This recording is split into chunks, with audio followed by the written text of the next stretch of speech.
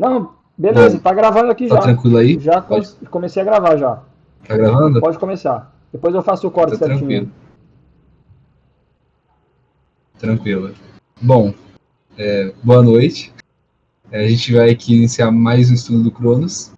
E dessa vez o foco vai ser sobre as visões da expiação de Cristo e como elas interferem na identidade do próprio Cristo, né, na identidade de Jesus.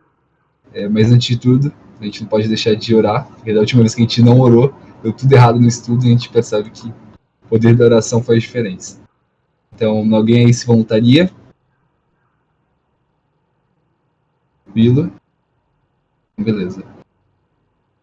Eu vou orar mesmo. Tranquilo. Se mais pessoas chegarem, depois eu mando mensagem de começar.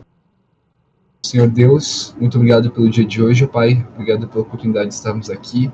Sabemos, ó Deus, que esse é um assunto que nós nos interessamos muito, que nós buscamos saber mais, mas nunca podemos esquecer que, além de todo conhecimento, além de toda curiosidade, acima de tudo, temos que ter em nossas mentes o Teu Espírito que nos guia, o Teu Espírito que nos leva a toda a verdade. Então, não é a nossa sabedoria própria, não é os nossos estudos que vão nos guiar, é o Teu Espírito que nos ilumina. Esteja sempre conosco, abençoa a vida de cada um aqui, abençoa a vida de todo o grupo que não está aqui presente hoje. E é isso. Nos abençoe nesse momento tão difícil. Eu te peço em nome de Cristo Jesus. Amém. Bom, gente, iniciando já, né, basicamente. Eu acredito que todos nós já sabemos mais ou menos o que seria a expiação, né? A expiação traz ideia de reparação pelo pecado. Se a gente vê no dicionário, é a reconciliação de algo que estava danificado, que estava, enfim, rompido de alguma maneira. E mais especificamente na teologia cristã é justamente esse ponto da reconciliação entre Deus e a humanidade. Sim. Agora, o estudo da expiação parece meio óbvio para gente que já nasceu na igreja evangélica, para nós que já nascemos em igrejas às vezes até calvinistas, e geralmente baseado naquele ponto de Deus tinha uma lei imutável, uma lei perfeita. A humanidade quebra essa lei, especificamente com Adão. Adão, como representante de toda a humanidade, quebra essa lei. Nós ficamos em uma eterna dívida, não podemos pagar. Vem Cristo como Deus encarnado, paga por ela e nos traz a redenção. Essa é basicamente a visão padrão dos evangélicos, ou pelo menos deveria ser. E, assim, de uma maneira bem rudimentar, é a visão calvinista. Claro que tem outros pormenores, mas não existe necessidade de a gente falar deles agora. Só que o que é interessante é que, historicamente falando, essa visão não é 100% absoluta. Não só historicamente, mas até hoje existem ramos que entendem a expressão de maneira diferente. Justamente o que levou ao estudo de hoje foi justamente a conversa no grupo que a gente estava falando sobre diferentes visões sobre Cristo, né, e sobre seu sacrifício.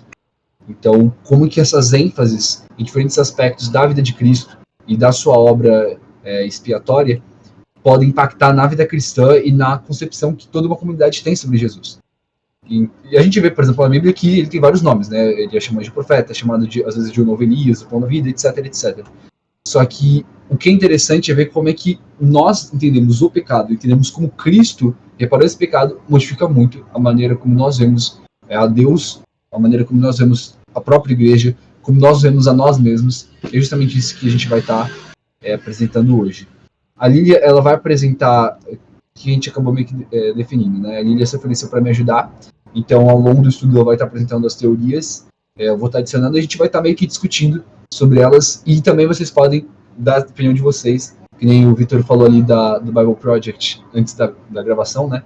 Já é algo muito interessante, que vale a pena ser adicionado.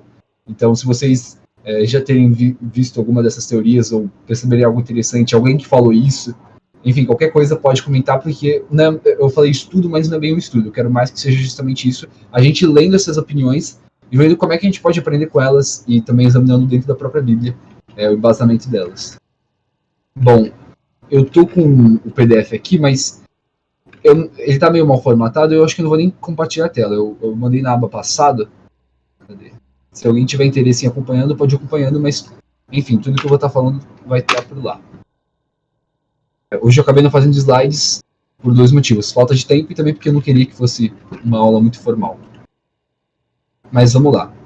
Eu comecei basicamente resumindo as visões que a gente já estudou nas aulas passadas e que não tem muito a ver com a expiação, mas que já nos dá uma ideia de como é que Jesus era multifacetado na época da igreja primitiva. Isso ainda é, né? Mas especificamente nessa época, quando as pessoas ainda estavam estudando o grande acontecimento de sua vida, o grande acontecimento da sua morte, surgiu várias opiniões.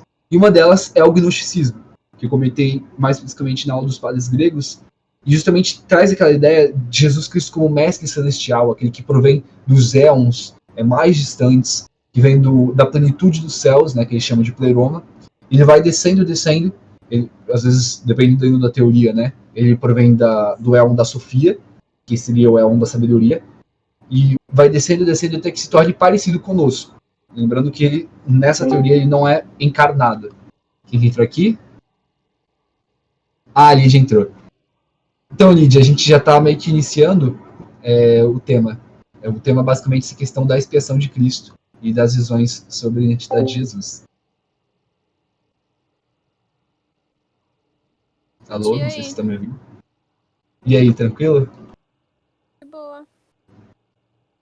Graças a Deus. Já está gravando também, mas não tem importância. A gente já fez a oração inicial, daí estou só introduzindo mesmo a ideia do estúdio. Se você quiser acompanhando no PDF, tá na aba passada. Eu coloquei ali. Eu vou botar na lounge também, que depois eu apago, só para ficar mais fácil de acessar. Ela já é aba padrão. Enfim, é o que eu falei, eu tinha falado antes, né? Hoje o estudo é mais uma conversa mesmo. Eu quero que vocês participem mais. Eu tô só meio que dando a introdução inicial, mas eu quero que haja mais diálogo. E assim, tipo, tem um versículo aqui, tem um versículo lá, enfim. Essa parte de discussão que é interessante. Mas continuando, é basicamente isso do gnosticismo. Traz essa ideia de um mestre celeste e distante de nós mesmos. Os expoentes dessa teoria, né, especialmente seriam principalmente Marcião e Valentino, que foram os mais conhecidos, foram condenados por Irineu e por outros pais da igreja. Daí temos também o docetismo, e a gente já vai para um texto bíblico que é muito interessante. 2 João 7, se alguém quiser abrir também.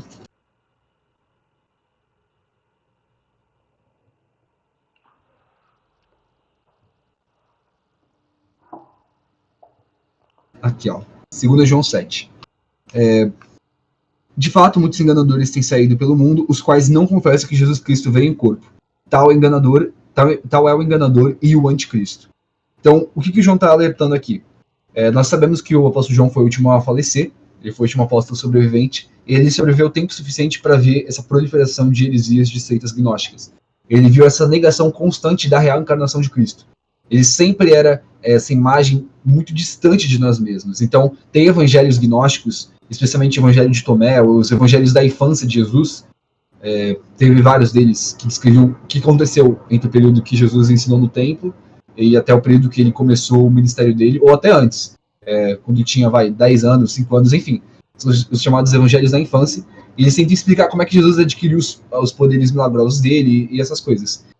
E vários deles, Jesus ele faz transformações, metamorfoses, que provam que ele não era uma carne em si, ele tinha, na verdade, uma substância psíquica, algo que está além da nossa compreensão, e que ele, na verdade, só se fazia como um humano parecido, né, um humano adulto, mas ele podia, por exemplo, virar criança, virar idoso a qualquer momento. Ele, quando andava, não deixava pegadas. Então a gente vê essa visão completamente absurda de Jesus, essa visão completamente estranha a nós, de um Jesus que não parece conosco, na verdade, um Jesus que é um ilusionista. Na prática, ele, na verdade, é como se fosse um mágico, como se fosse quase que um bruxo, digamos assim, né? Perdoe-me essa blasfêmia, mas é quase como se fosse esse mestre que consegue tirar da cartola os olhos. Perdão, não. Mas infelizmente é o que eles faziam, né? Na verdade, os blasfemadores são eles, tá? A gente tá só escrevendo a heresia. Mas essa heresia não tem muita popularidade hoje, é difícil você ver alguém falando que Jesus era só um ser divino. Na verdade, eles falam o contrário, que ele era só humano. Mas é basicamente isso. Daí nós entramos em outra que é muito interessante também, que é o ebionismo. Na verdade, ela não é um grupo cristão, na verdade, ela é mais uma seita judaica, e que eles viam Jesus com muita importância, ele tinha muita relevância dentro do ebionismo, mas ele era simplesmente o novo Moisés. Ele era nascido de relação humana, como qualquer outro profeta. Ele, enfim, tinha todas as necessidades que o humano tinha, e ele veio estar assim em seu reino terrestre, na sua segunda vinda, mas ele não era necessariamente esse Deus encarnado, não era toda essa teologia cristã que eles construíram. E, obviamente, eles tiveram que descartar o Novo Testamento e construir os seus próprios evangelhos.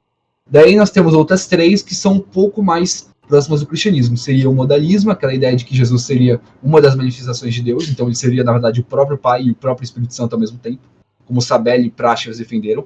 Então, Jesus Cristo nada mais é do que um papel, uma máscara. É meio parecido com a questão do docetismo, né? Ele, na verdade, é mais uma ilusão.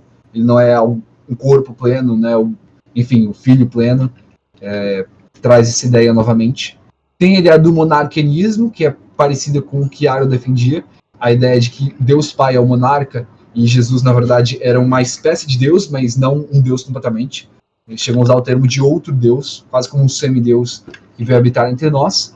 E a ideia do Logos, né, que seria aquela ideia de Justino Marte e os outros apologistas, onde ele encarna a verdade, né? Ele é a total sabedoria que inspira não só os cristãos, mas como os outros povos. Resumidamente, essas são as visões iniciais de Jesus. Alguma coisa a declarar, gente? Não sei se vocês têm alguma coisa assim interessante a dizer. Se que a gente tem algo a dizer, ela sempre tem algo a comentar.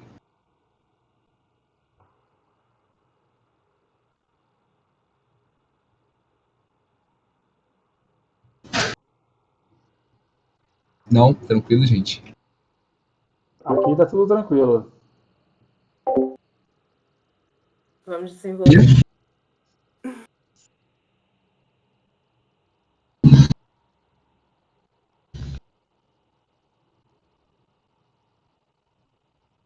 Peraí que eu não te ouvi, Lilian, não sei o que você disse.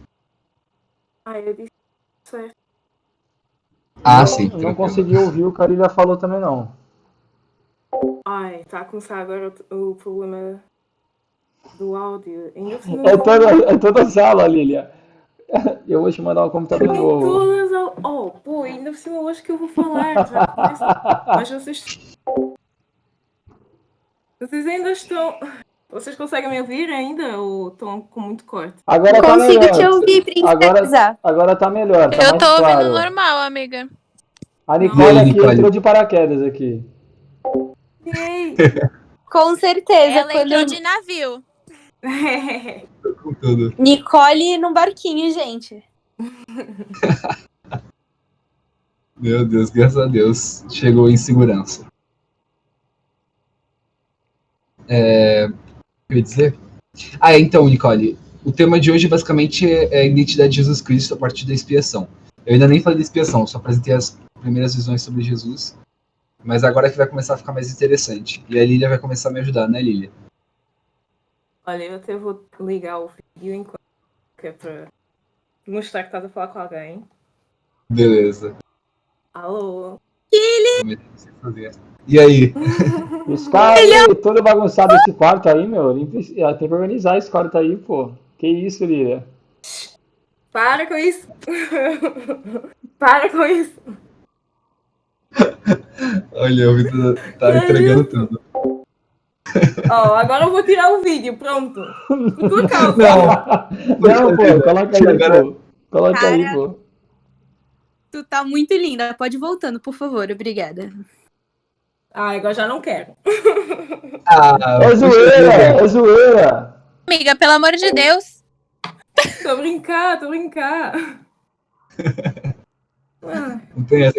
Se vocês quiserem também ligar a câmera, gente, não tem problema não. É até melhor que eu e a Lília não nos sentimos tão sozinhos. Exato. Vai lá.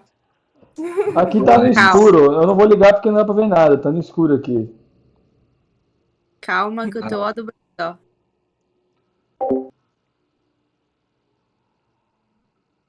Aqui. Ó, falei, ó. Tô aqui no breu aqui, ó. Tá Não de dá nem pra óculos? ver nada. Mas Tô de óculos. tá aparecendo.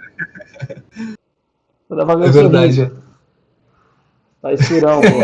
Mas dá pra ver reflexo nos óculos. Então, Dá pra Mas ver alguém? um pouquinho dos óculos. Tô aqui agora.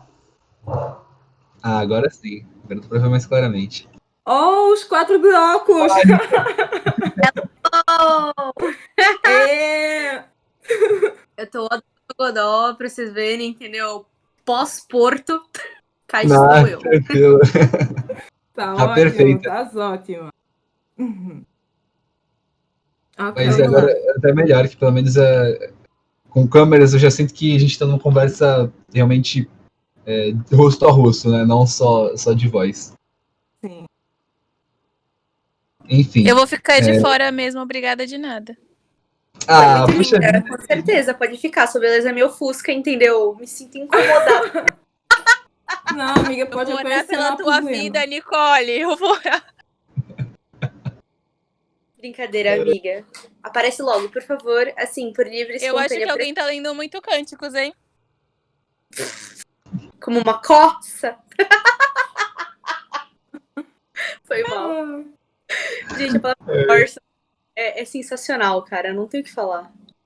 o quê? O livro de cânticos?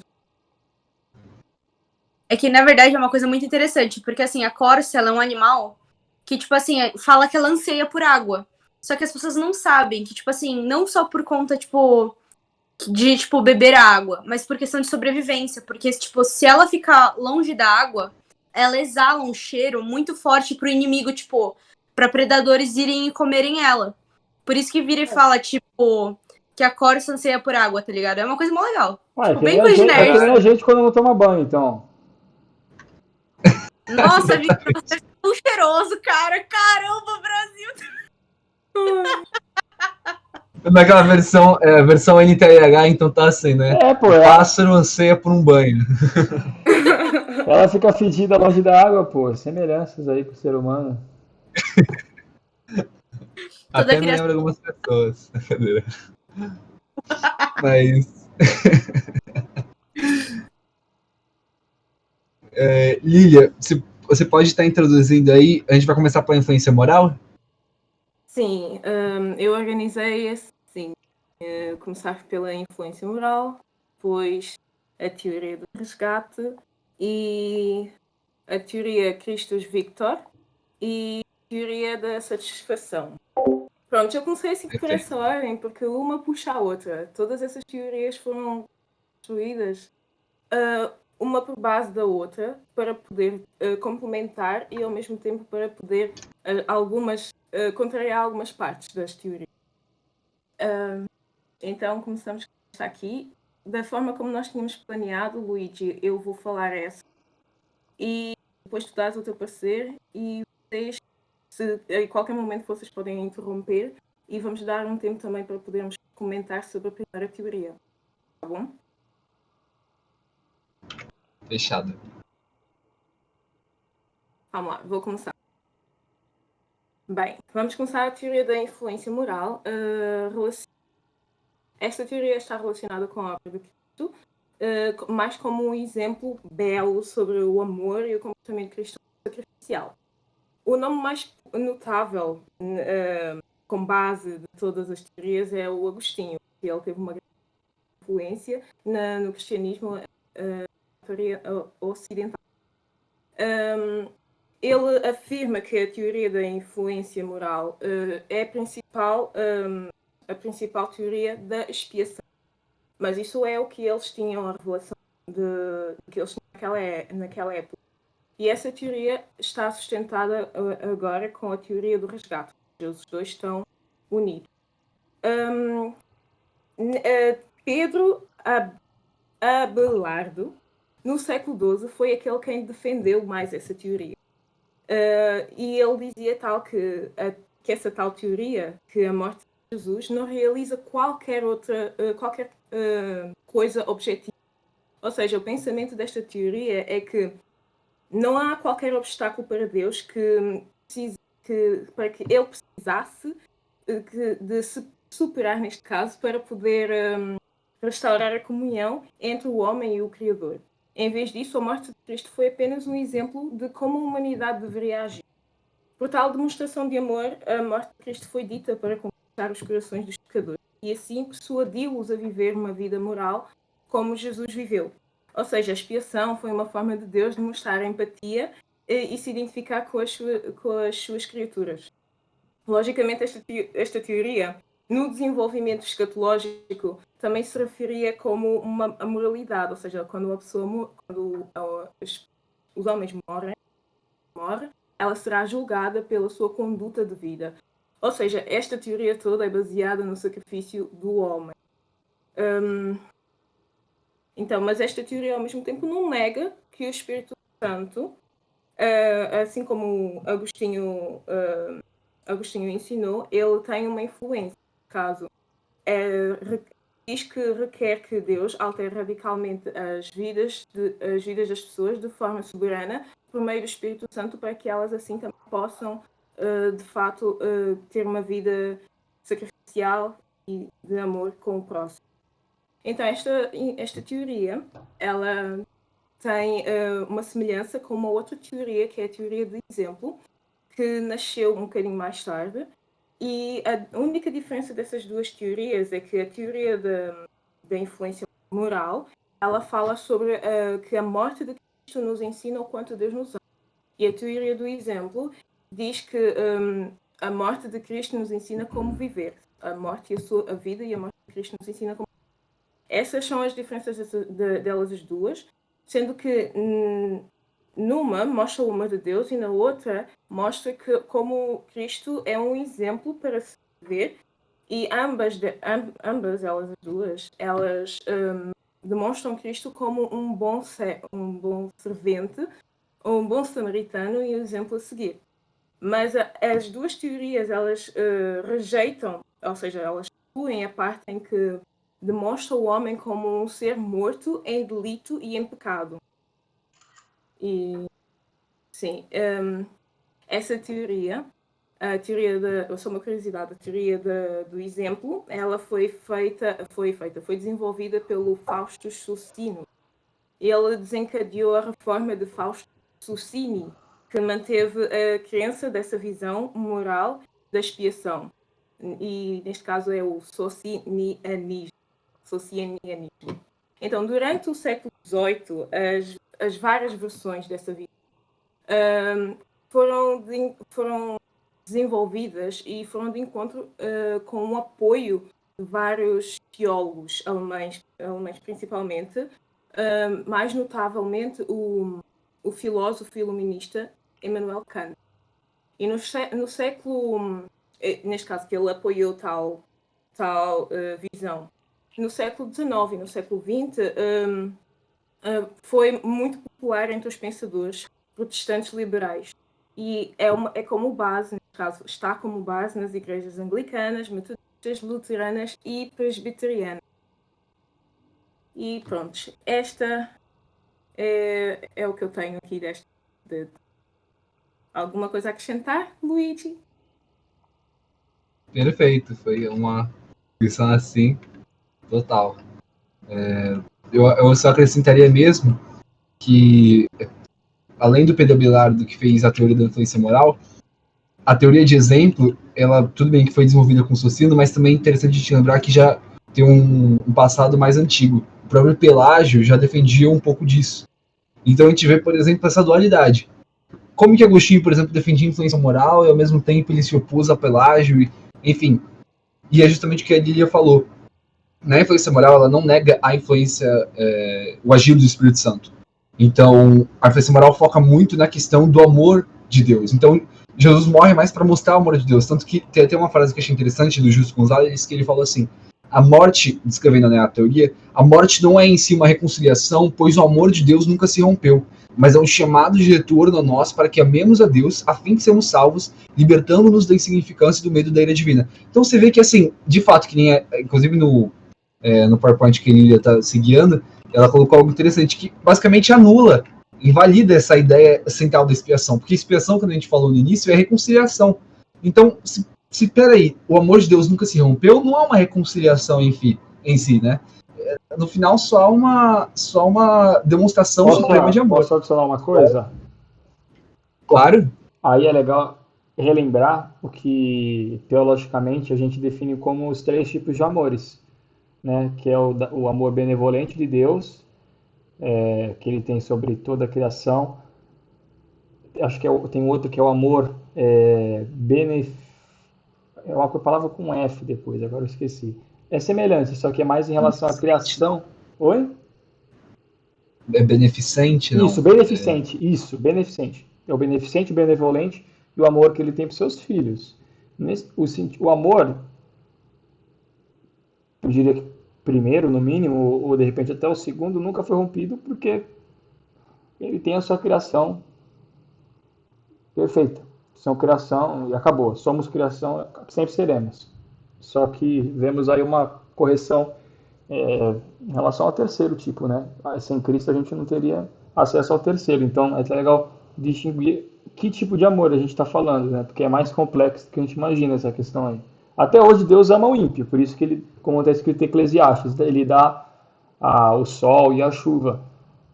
Isso não quer dizer que ele não tenha raiva. Então aí que vem a questão da teologia. Só queria acrescentar isso aí, né? Exatamente.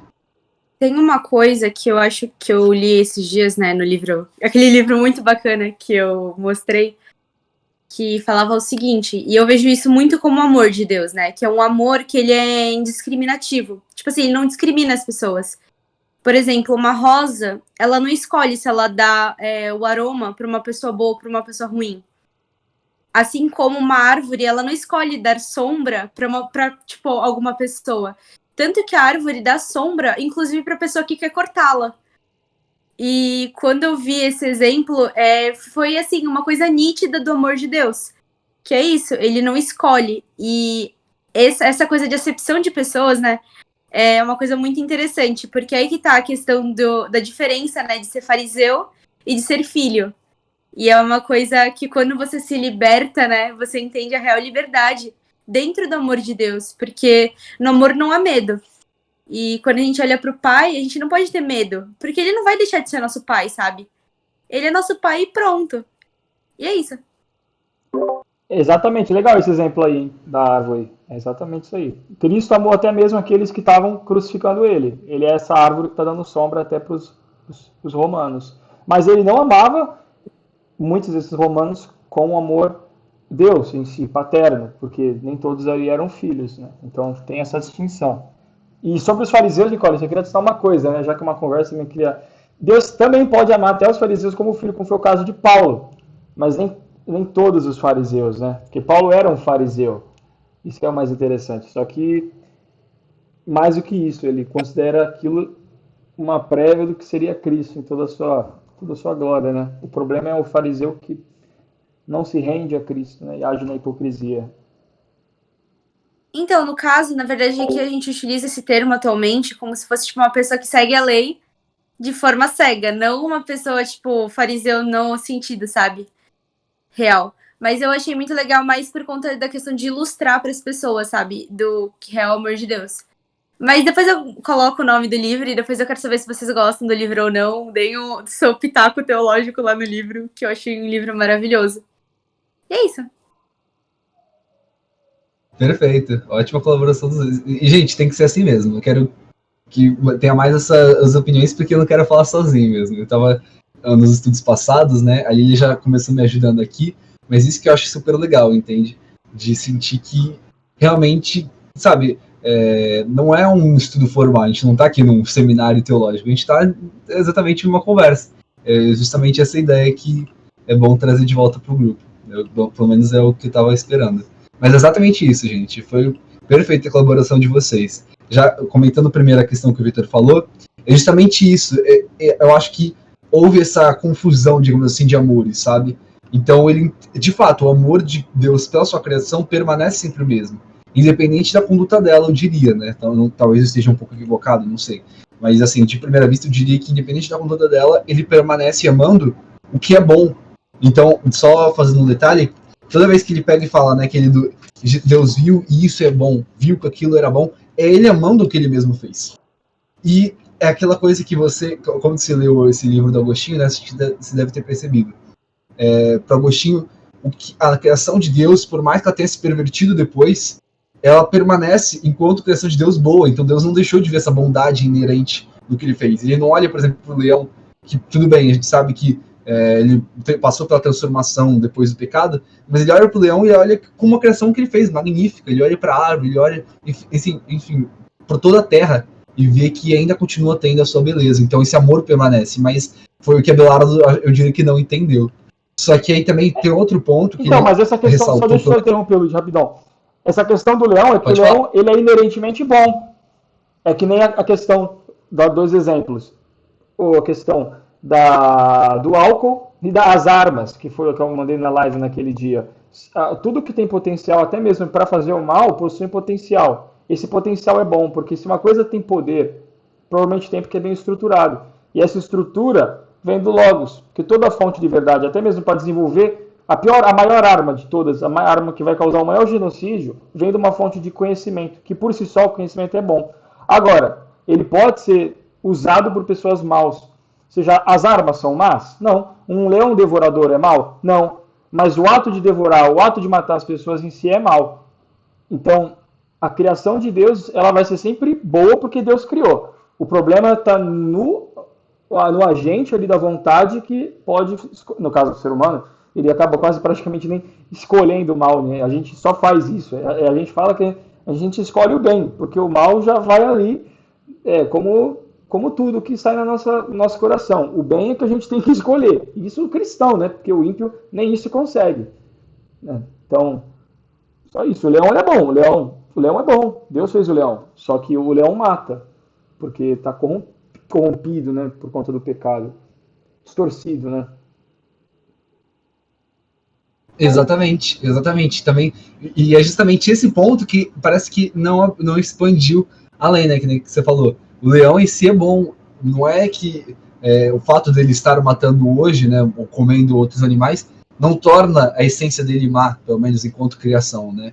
Eu acho que é isso que cai naquela questão do materialismo, que a matéria é má. Eu acho que essa sabe, aquelas seitas que tu falou, tal, meio que gnósticas, né? Que a matéria em si ela é má por natureza. Acho que esse que é o ponto que diferencia.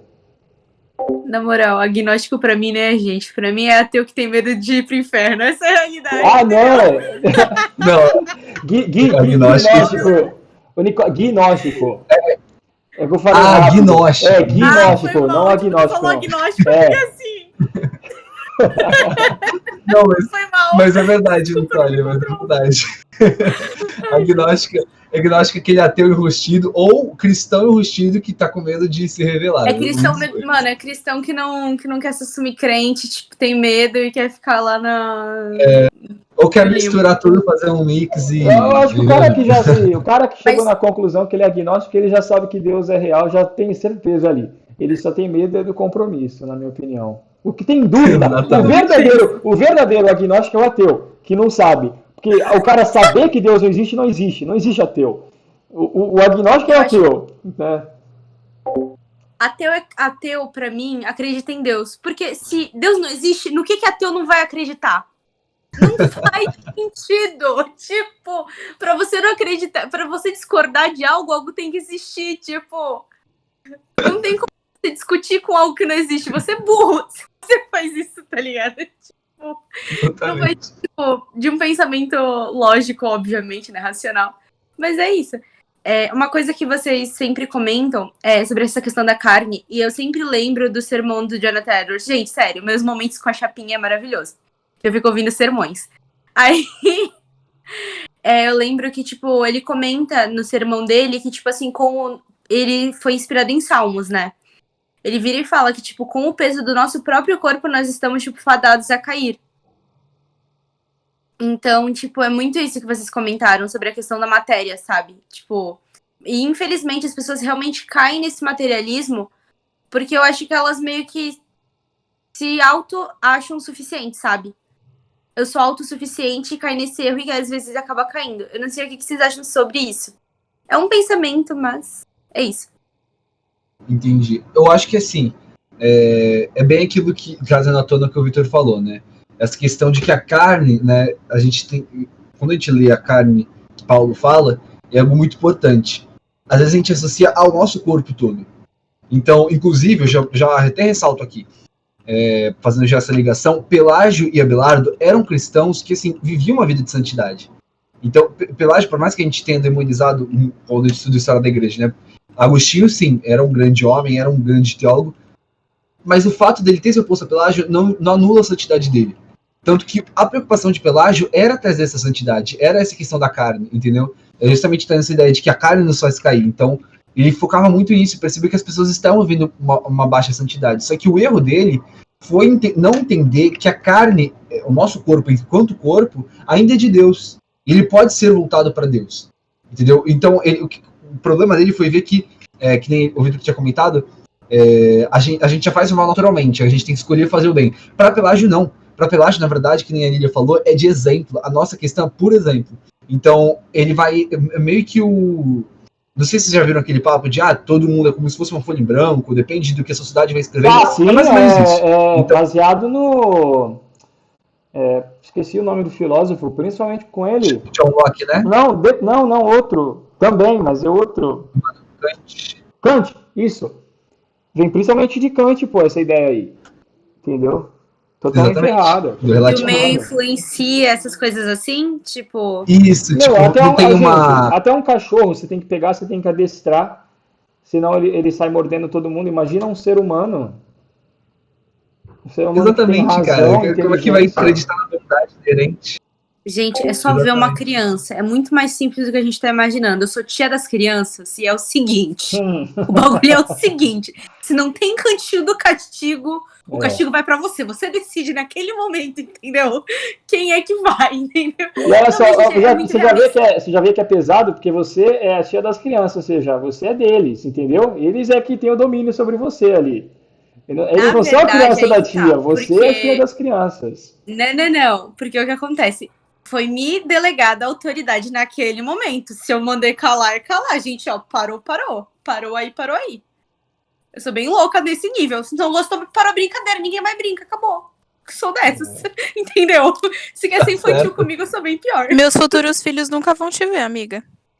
Ai, amiga, vão sim. Que a tia Nicole, querida, a tia Nicole leva pra Disney, meu bem. A Lídia vai ser daquelas mães que vai passar a mão na cabeça da criança. Não, meu bem. Senta aqui, vamos conversar. A Nicole já vai estar com o chinelo na mão, assim. Amigo, olha, se levantar. Você não tu não conhece Lídia, filho. Tu não conhece Lídia com o irmão dela, rapaz. Olha. Mas, gente, o irmão dela é o meu amor todinho. Comprei uma bíblia do Minecraft pra ele. Ai, ele é lindo, gente. Ele é tão fofinho. 10 anos, gente.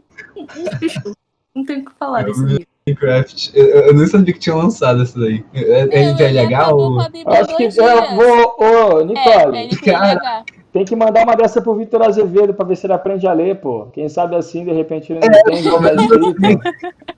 Ele tem que ser do Ministério Infantil mesmo, não tem como, entendeu? Tem que ser do zero. Infelizmente, tem que sacrificar, não vai ter como. A gente vai ter que levar para sacrifício. E é isso, gente. Acontece, né? Mas exatamente isso. Na criança você já vê a maldade inerente. Né? Se vocês um dia pegarem para ler Confissões, vale muito a pena. Agostinho já fala, dá o primeiro exemplo. A criança, se você vê... Claro que ela não tá necessariamente raciocinando, mas se você vê duas crianças que estão necessitando de leite materno, ela não vai pensar que o outro tá com fome. Ela vai querer ela. Ela vai clamar a mãe, vai ficar chorando. E ela vai querer o leite para si mesma. A criança é 100% egoísta. A criança nasce no ego. E se não for educada, ela permanece 40, 50, 60 anos da vida dela com a mesma cosmovisão. Não muda. Exatamente. E aí, exatamente esse é o ponto que Pelágio pegou. Só que para Agostinho, a criança já nasce má, e continua má, vai vivendo essa maldade até que a graça irresistível de Deus o atinge e o renova. Só que para Pelágio é o contrário.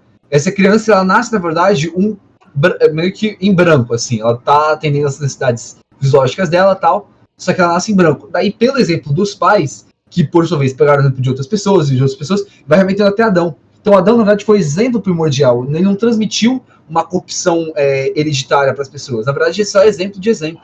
Então, se, por exemplo, numa sociedade utópica, todos seguissem o exemplo real de Cristo, as pessoas poderiam nascer sem pecado. Essa é a concepção de Pelágio. Então, você vê que é totalmente complexo. Complexo não, perdão. É totalmente... Ai, Jesus. Não era complexo a palavra que eu queria buscar. Totalmente... Abençoa o Luigi, Senhor, em nome de Jesus. Gente, eu tô assim dessa ideia. Mas totalmente deturpada, sabe, do evangelho. Quebra o pecado original, pega essa expiação de Cristo e joga no lixo, basicamente. Você pega toda essa questão dele morrer pelos pecados. Porque como é que você vai esperar que Jesus morra por pecado, sendo que o pecado, na verdade, você simplesmente pode escolher viver retamente e não necessariamente necessitar da graça. Essa era a visão de Pelágio. Então você entende como é que Cristo vira, né, segundo esses, simplesmente um exemplar de obediência, o ápice do amor, né, como a Lília disse, o bom samaritano, enfim, o bom servo. Mas cadê o caráter de Jesus como a expiação, como cordeiro, como, enfim, tudo aquilo que a gente sempre aprendeu? Então o foco sai da cruz, o foco sai do pecado próprio para sair para essa consolação individual. E é justamente esse o grande erro da influência moral. Eles usam trechos, né, por exemplo, 1 João, cadê? Separei um trecho aqui, só para alguma das bases bíblicas, né, para ver se tem alguma. 1 João 2,6. Aquele que afirma que permanece nele deve andar como ele andou. E aí eles vão usando esses vários versículos que estimulam a conduta individual, que estimulam a santidade. E sim, com certeza nós estimulamos a santidade e a obediência, enfim, construir o caráter de Cristo em nós. Mas isso não tira o fato de que o foco da cruz não foi simplesmente mostrar o amor. Claro que Jesus foi o supremo amor de Deus Pai, claro que ele foi a suprema obediência, mas ele não era o propósito primordial dele. Eram mais consequências da perfeição dele. E aí, esse foi o grande equívoco de Abelardo. Esse, querendo ou não, foi um equívoco tanto de Pelágio quanto de Agostinho. A diferença é que Agostinho via com mais clareza o agir do Espírito, o agir de Deus na conduta própria. Mas ele também caiu no erro, que é o que eu vou complementar aqui, do chamado Cristo dos Médicos. O que acontece? Na igreja primitiva, um título muito usado para adorar a Deus era esse de Cristo como doutor, como aquele que regenera a nossa carne ferida, que cura as nossas feridas emocionais, espirituais, e é uma imagem realmente bíblica. Jesus cura, sim, as nossas hemorragias espirituais. A gente vê quando ele cura a mulher que toca no manto dele, a gente vê quando ele cura a sogra de Pedro, a gente vê quando ele faz inúmeros outros milagres de cura. E não está errado, só que o problema que a gente vai vendo é que isso foi muito moldado para o período onde eles estavam inseridos. Então, como era um período onde as pestes, né, as epidemias, não tinham uma solução tão científica que nós temos, eles não tinham esse avanço da medicina, eles não tinham vacinas, eles não tinham essas coisas. Então, trazer essa ideia de um Jesus que cura doenças, de um Jesus que consola, que cura o nosso coração ferido, é muito reconfortante. Não está necessariamente errado, mas, novamente, aquilo que eu trago à tona. A ênfase de Cristo não foi como médico. Ele não veio apenas para ser como médico, porque, no final das contas, se você focar apenas nisso, o centro de Jesus vira nós mesmos.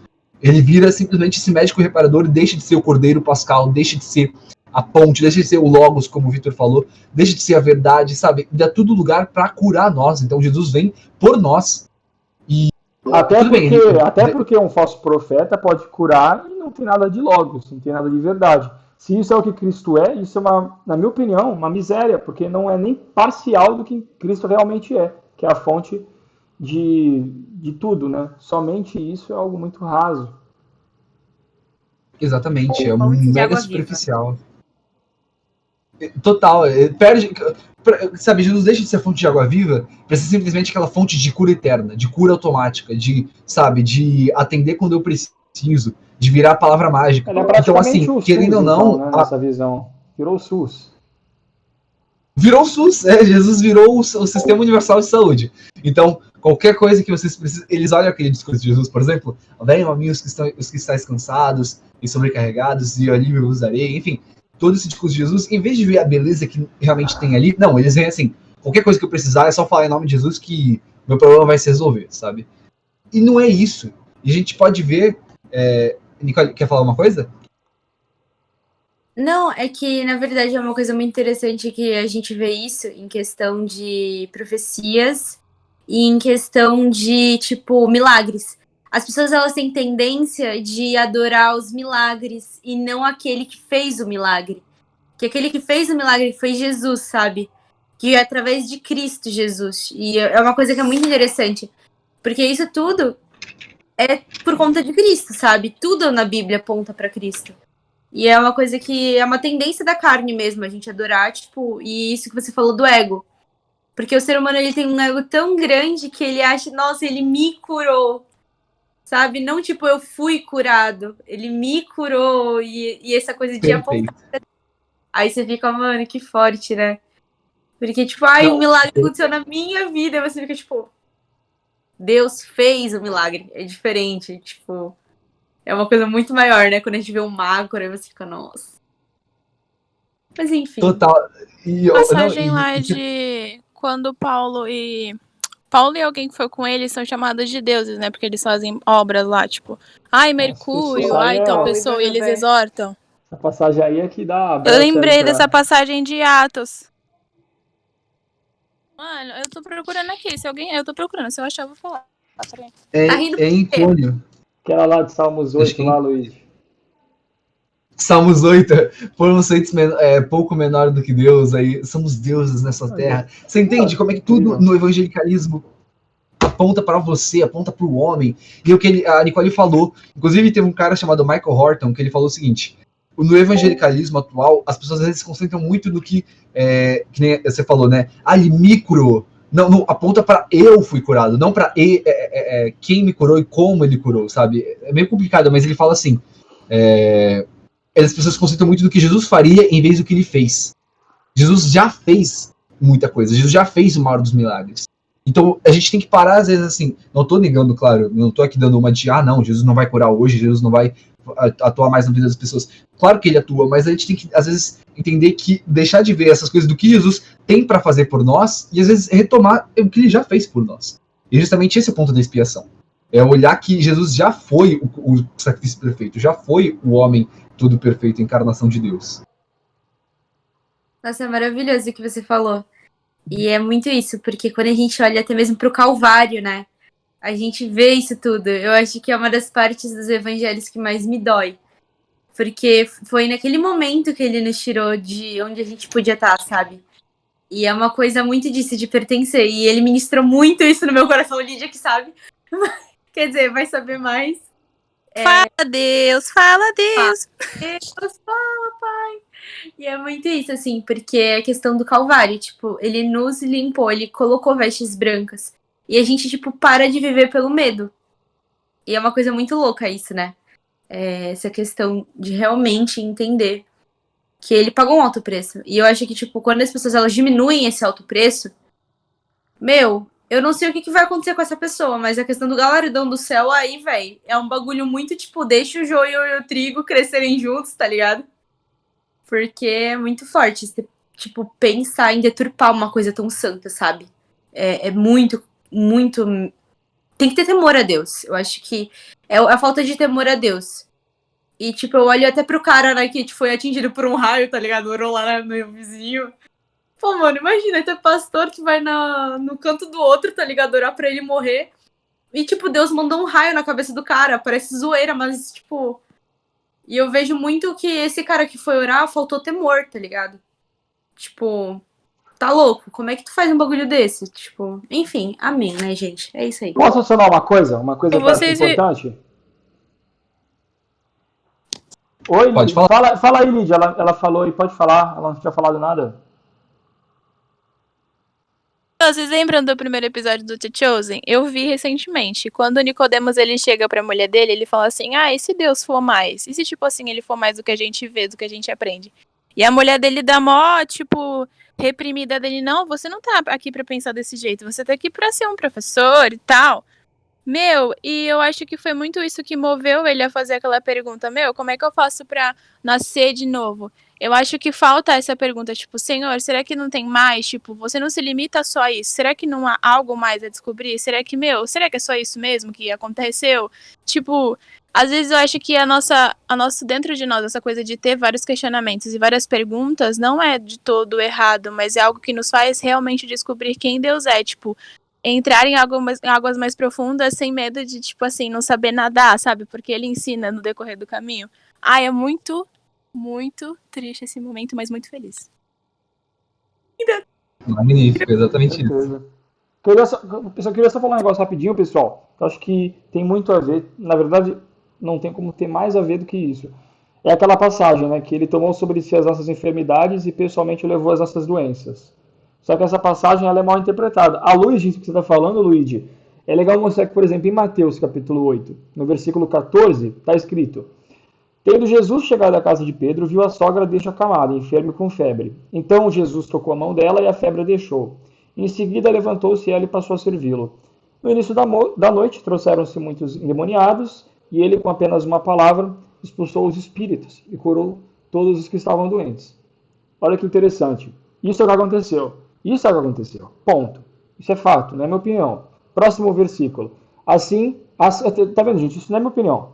Assim, Mateus está falando, assim se cumpriu o que fora dita por intermédio do profeta Isaías. Ele tomou sobre si as nossas enfermidades e pessoalmente levou as nossas doenças. Ou seja, quando a Bíblia fala que ele ia tomar sobre si as nossas enfermidades, doença, o que ele quer dizer é que não é que ele morreu na cruz e ele levou a doença de todo mundo, ou foi um médico que vai para sempre que está ali curando as doenças das pessoas. Essa profecia quer dizer que Jesus teve compaixão das pessoas que encontrava, e todas que ele encontrava, ele curava. Aquelas que tinham fé e que ele se compadecia. Ele não tomou na cruz todas as nossas doenças. Porque se tivesse tomado, eu não ficaria doente.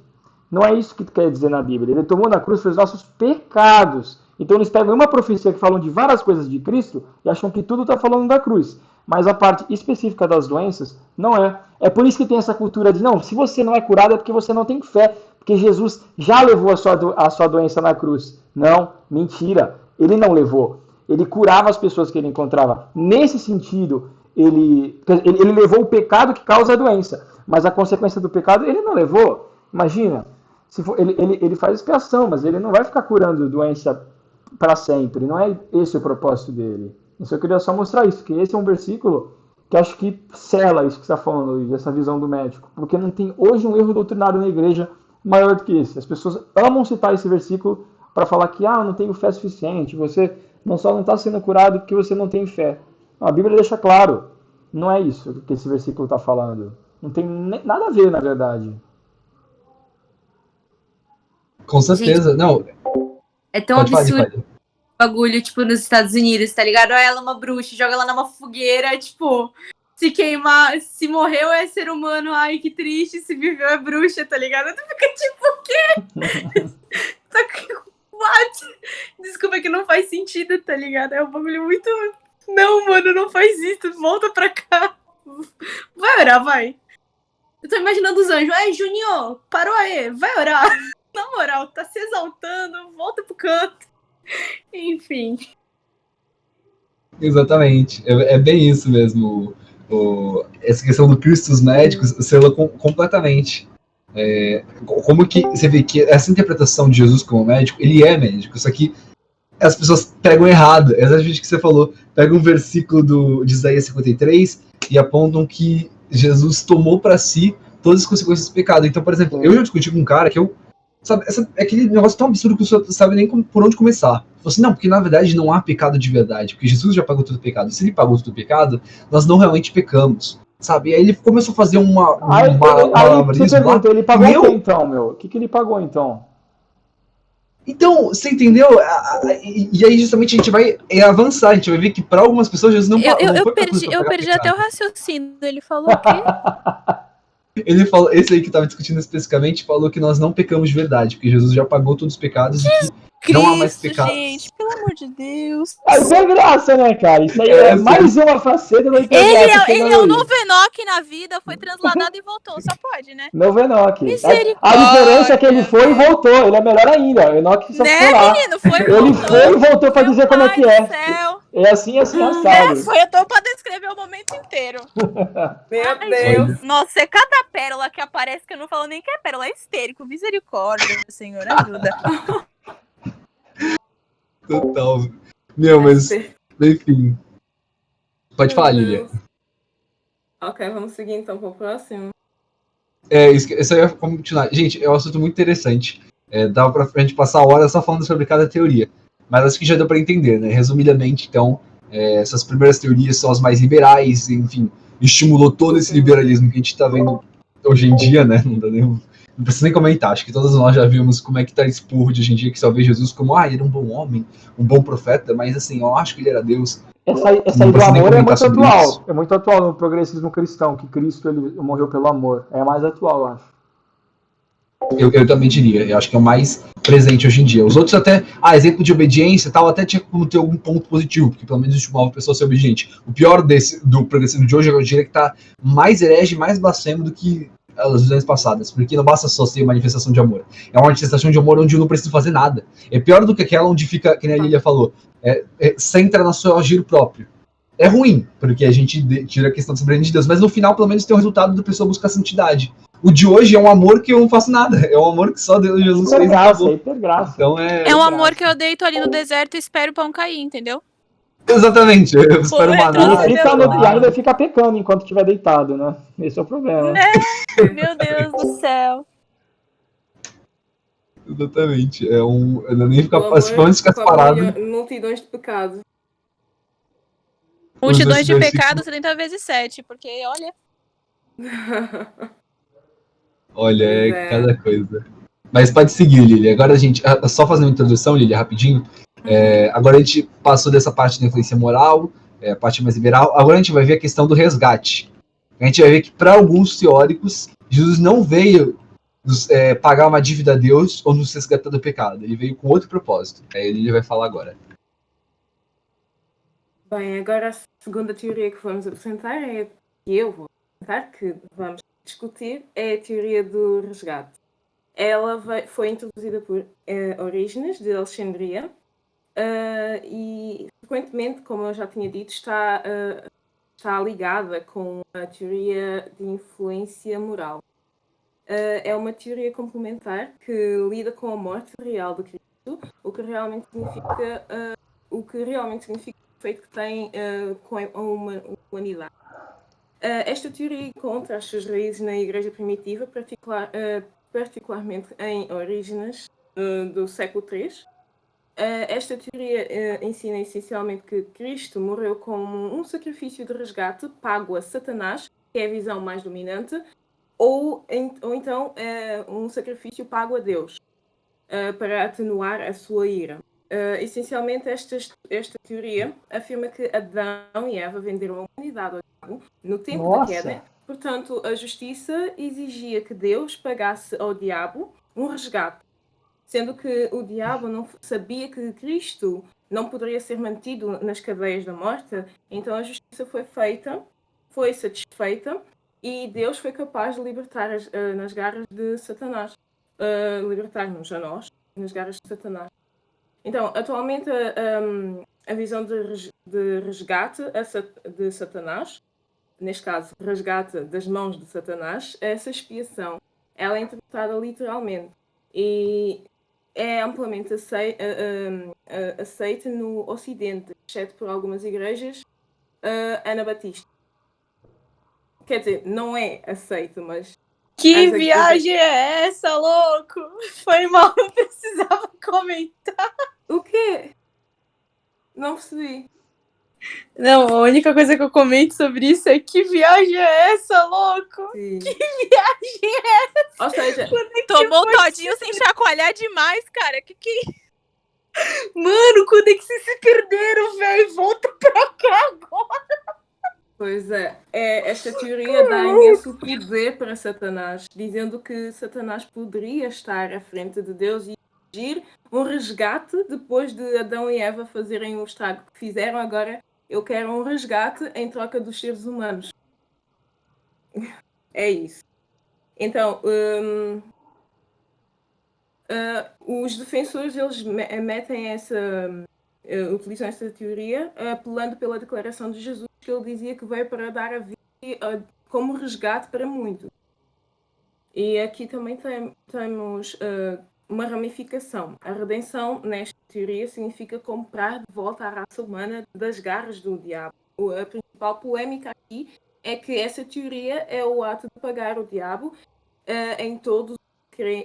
mas nem todos creem nessa teoria de resgate, acreditando que o diabo é pago ou qualquer coisa assim. Mas sim que Cristo liberta a humanidade da escravidão, do pecado e da morte. Deste modo, esta teoria de resgate está relacionada com a teoria Cristo Victor. E essa teoria vamos ver mais à frente. Perfeito. Pode dar o teu parecer agora, Luís. Obrigado. A explicação da Lídia aí foi bem acertada. E assim, começa por aí, né? Tudo começa com Orígenes, né? Mas, meu, esse cara era Não tem nada pra uma comentar. coisa. Tem na... Mas o que é interessante Nada é pra comentar que, dessa aí. Acho que não dispensa comentário. Deus tem olha, cada filho. é cada Deus tem coisa. cada filho. Tadinho. Gente, mas assim, ó, eu não discordo de vocês, que eu acho essa teoria muito estranha e discordo completamente, mas eu quis trazer ela Ele porque abraçou aquele cara do leitinho e ficou ali, ó, felizão. Ah, do leitinho. o Clemente de Alexandria deu esses. Não, e você vê que é discípulo, né, o Lídia? O Orígenes é discípulo do Clemente de Alexandria, que falou da Eucaristia ser o leite dos seios de Deus. Meu Deus, Foi, senhor, olha. Ai. você vê. É, um puxa o outro, né? E tudo começa com especulação.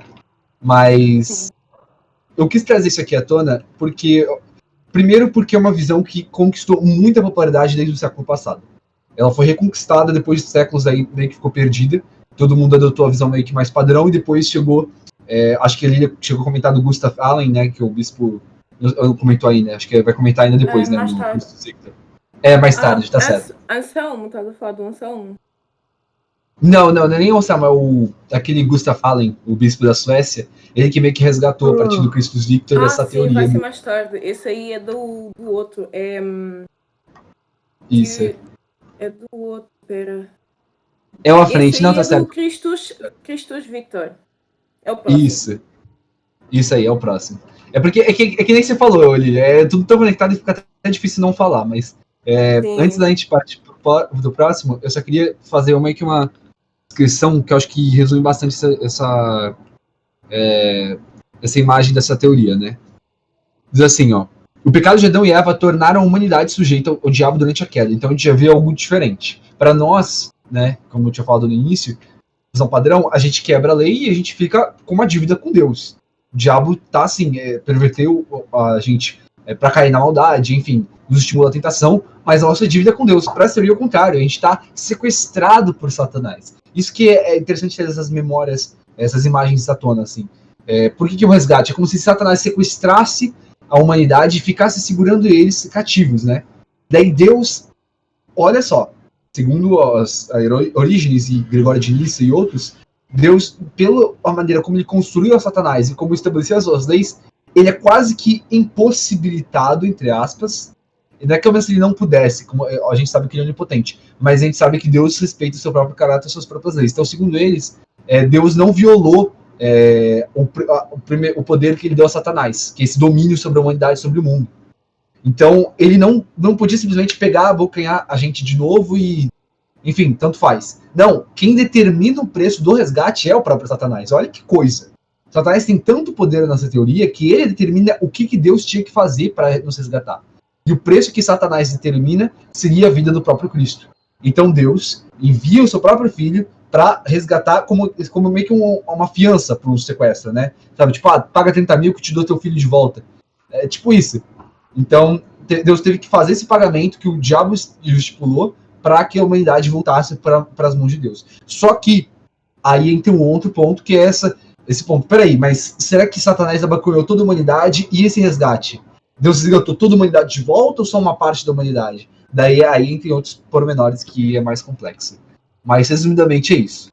Eles usam muito aquela questão de que, pois há um só Deus e um só mediador entre Deus e homens. 1 Timóteo 2, 5, 6, tá? O versículo.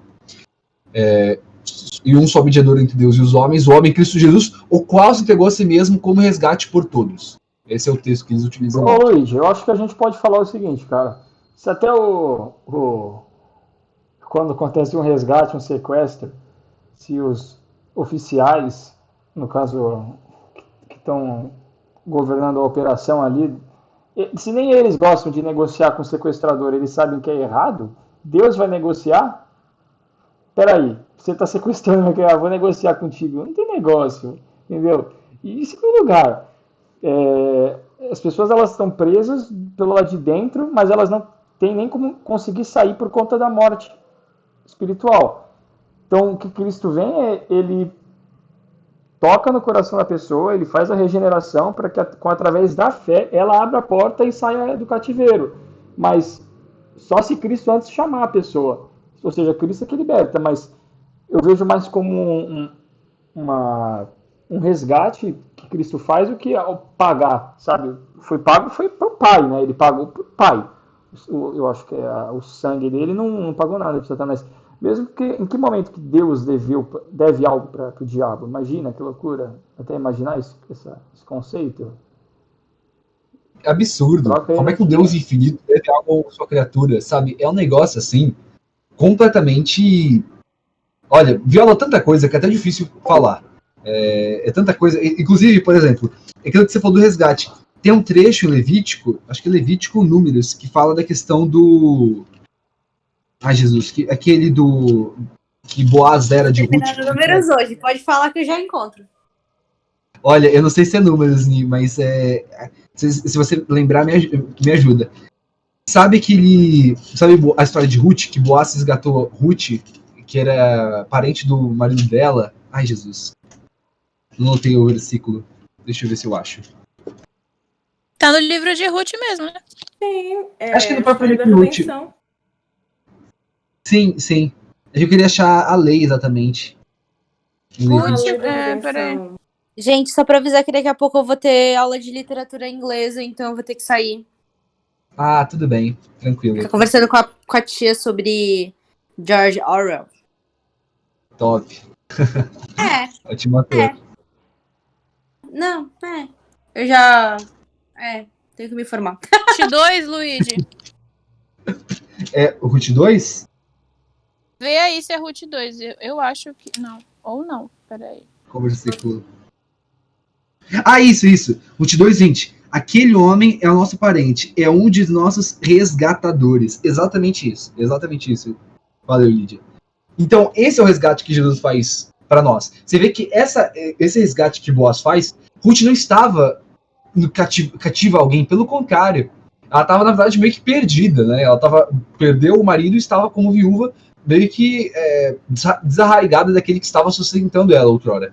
Então é isso que Jesus faz. A gente se desconecta dessa fonte suprema de bondade, de regeneração espiritual, e Cristo resgata esse estado espiritual original. Ele retoma esse estado original espiritual.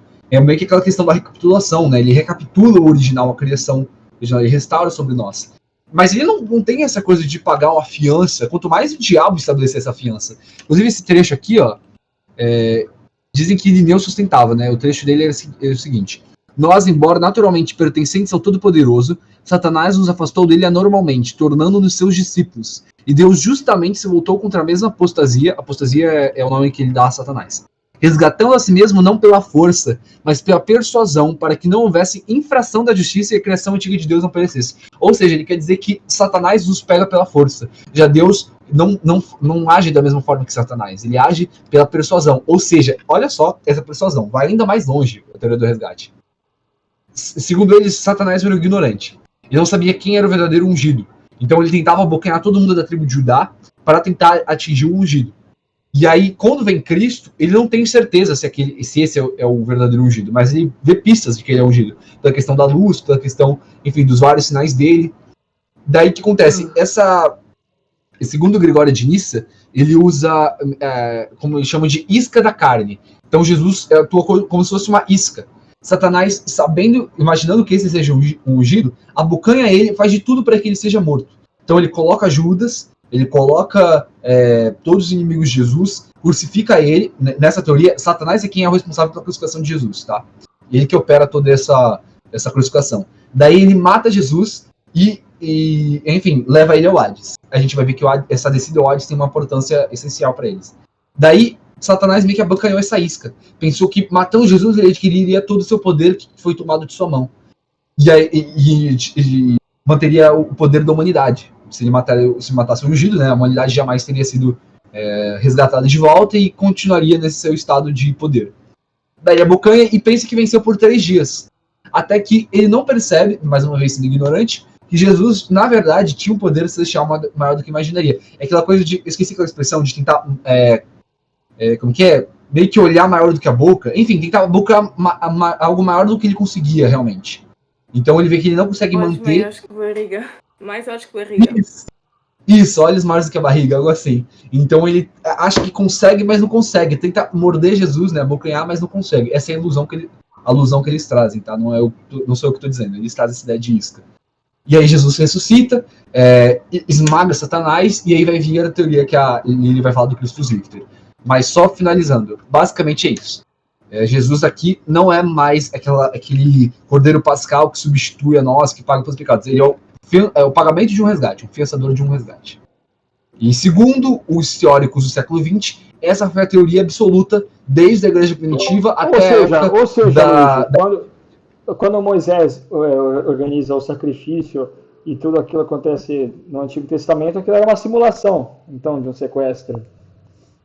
É basicamente isso. Eu vi, inclusive, um cara falando que é algo assim muito estranho. Eu vi um cara falando, por exemplo, Victor, sabe aquele trecho do bode expiatório? Que ele pega dois bodes? Qual é o nome dele? Azazel. Azazel. Do dia da expiação, exatamente. Azazel ele falou que da operação de resgate, que Cristo vem e resgata a gente. Ele entra tipo SWAT. Exatamente. Dentro da casa do sequestrador, assim.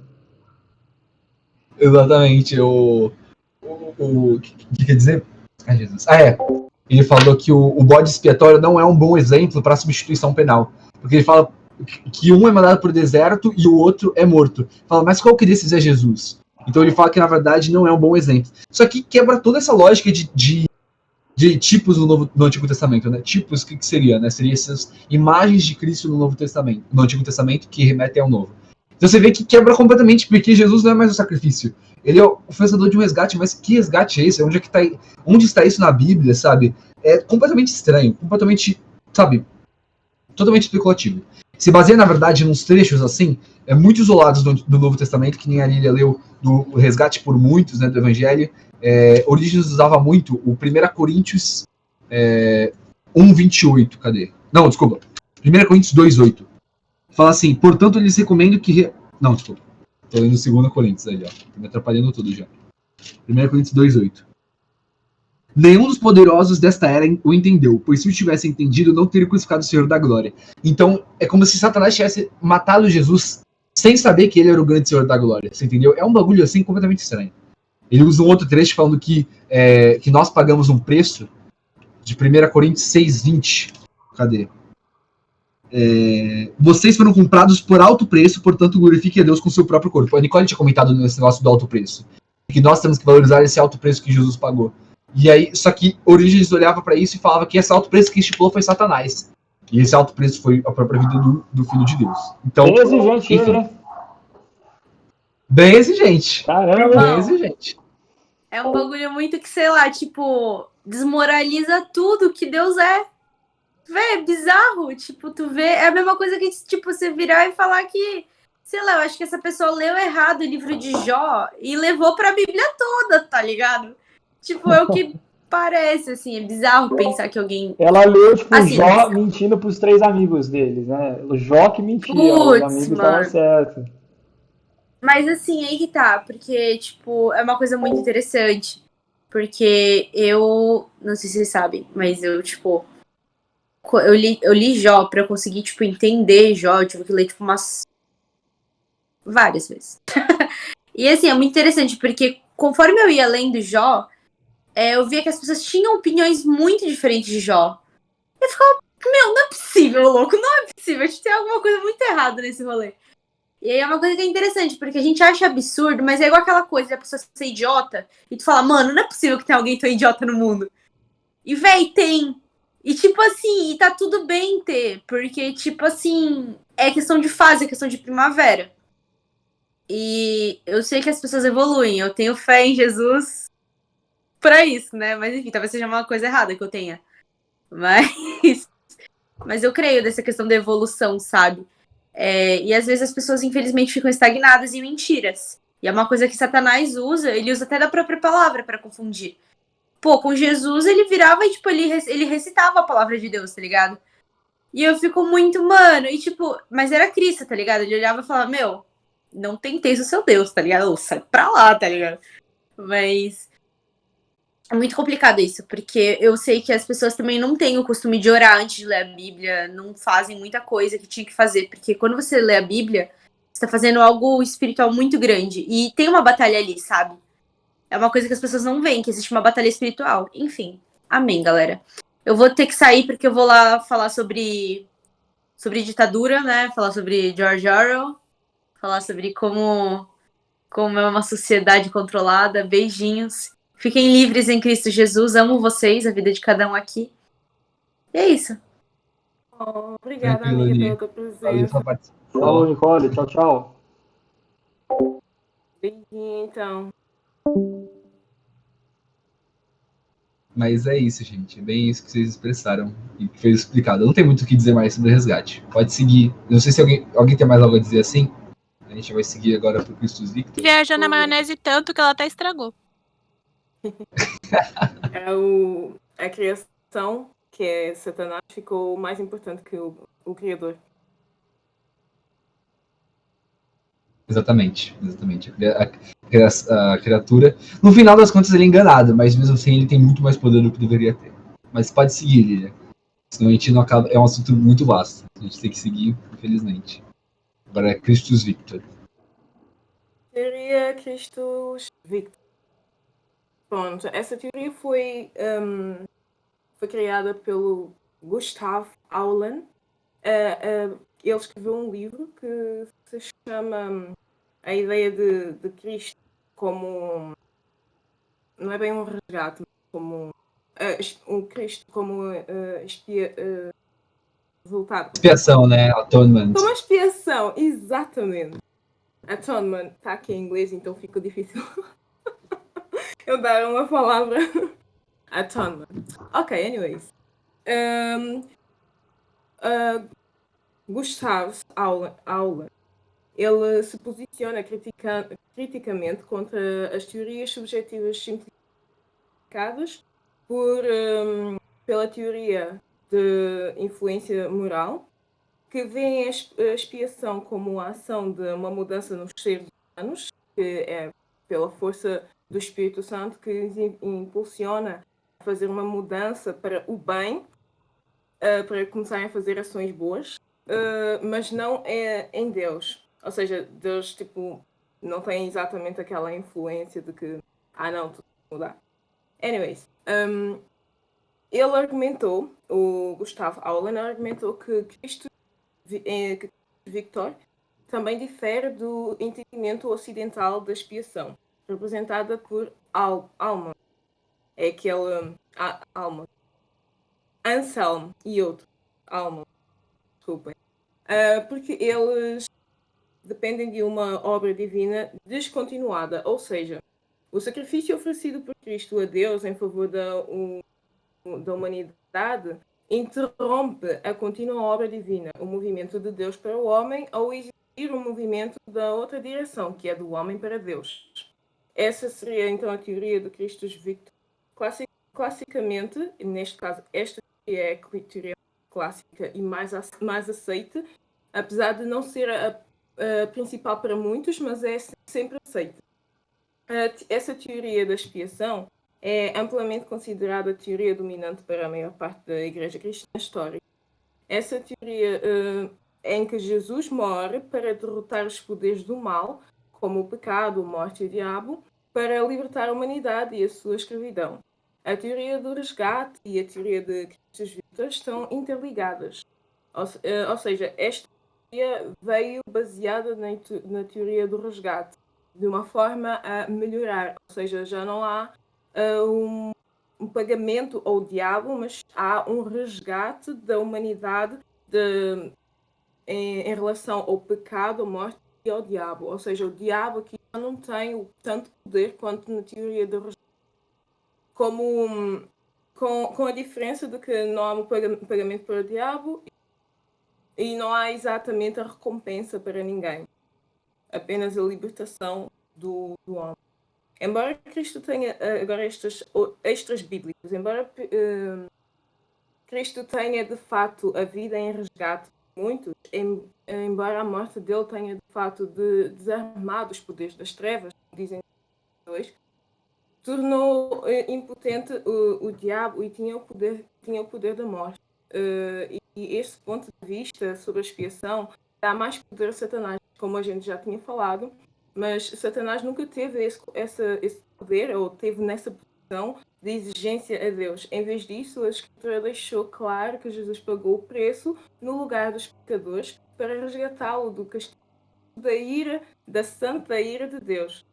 No sentido mais profundo, Jesus nos salvou de Deus, não meramente do poder do pecado ou de Satanás. Ele nos salvou da ira.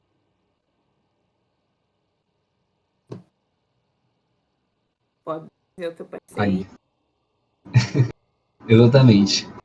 Então a gente vê, na verdade, Christus Victor e a resgate para o Satanás estão, como a Lilia falou, muito ligadas e, na verdade, a teoria do resgate é mais conhecida pelo nome de Christus Victor hoje, justamente pelo livro do Gustav Aulen, que popularizou no século XX esse pensamento. Ele resgatou isso de textos antigos. Eu discordo da visão de que essa é a ideia dominante na igreja cristã, e não sou o único. Na verdade, tem um PDF que, não sei se alguém por acaso se interessa mais nesse assunto, tem um PDF que defende como é que a substituição penal, que é essa ideia que a gente defende, de Jesus pagando pelos nossos pecados, etc., se preenche por toda a história da igreja cristã. Ele bota várias citações de pais da igreja, de outros teólogos, mostrando que não é algo recente. Eu discuti no Twitter com um pastor anglicano que ele estava justamente criticando essa ideia dos... na verdade, eu discuti diretamente com ele, discuti com um seguidor dele e ele mandou um post dele. Daí ele estava criticando os protestantes evangélicos que defendiam essa ideia da substituição penal. E o ponto principal dele é esse. Eu copiei a frase dele, porque resume de maneira mais prática essa teoria e como é que isso impacta na vida cristã de alguém.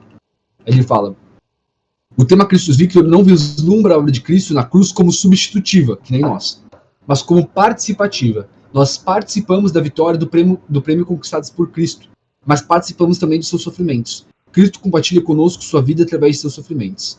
Daí, esse é basicamente o ponto principal. Ele fala que ele não carregou a cruz dos homens em seu lugar, mas carrega com eles. E é justamente esse o ponto que, para eles, é tão importante que para a gente é tão estranho. Para a gente, o fato, pelo menos para mim, eu sempre pensei, eu acredito que para a maioria de nós, o grande point, assim, da morte de Jesus era justamente ele carregar a cruz em nosso lugar. Era ele assumir que nós não poderíamos assumir. Mas para eles não é isso. Para eles é, primeiro, enfatizar a vitória de Jesus sobre Satanás. Então, tem essa questão um pouco do resgate, mas agora não é mais tanto do pagamento, é mais Jesus humilhando Satanás, ele derrotando, focando nessa questão dele derrotando os poderes da morte, triunfando sobre esse cativeiro que eles os mantinham, né? Como diz o próprio Aulen, né?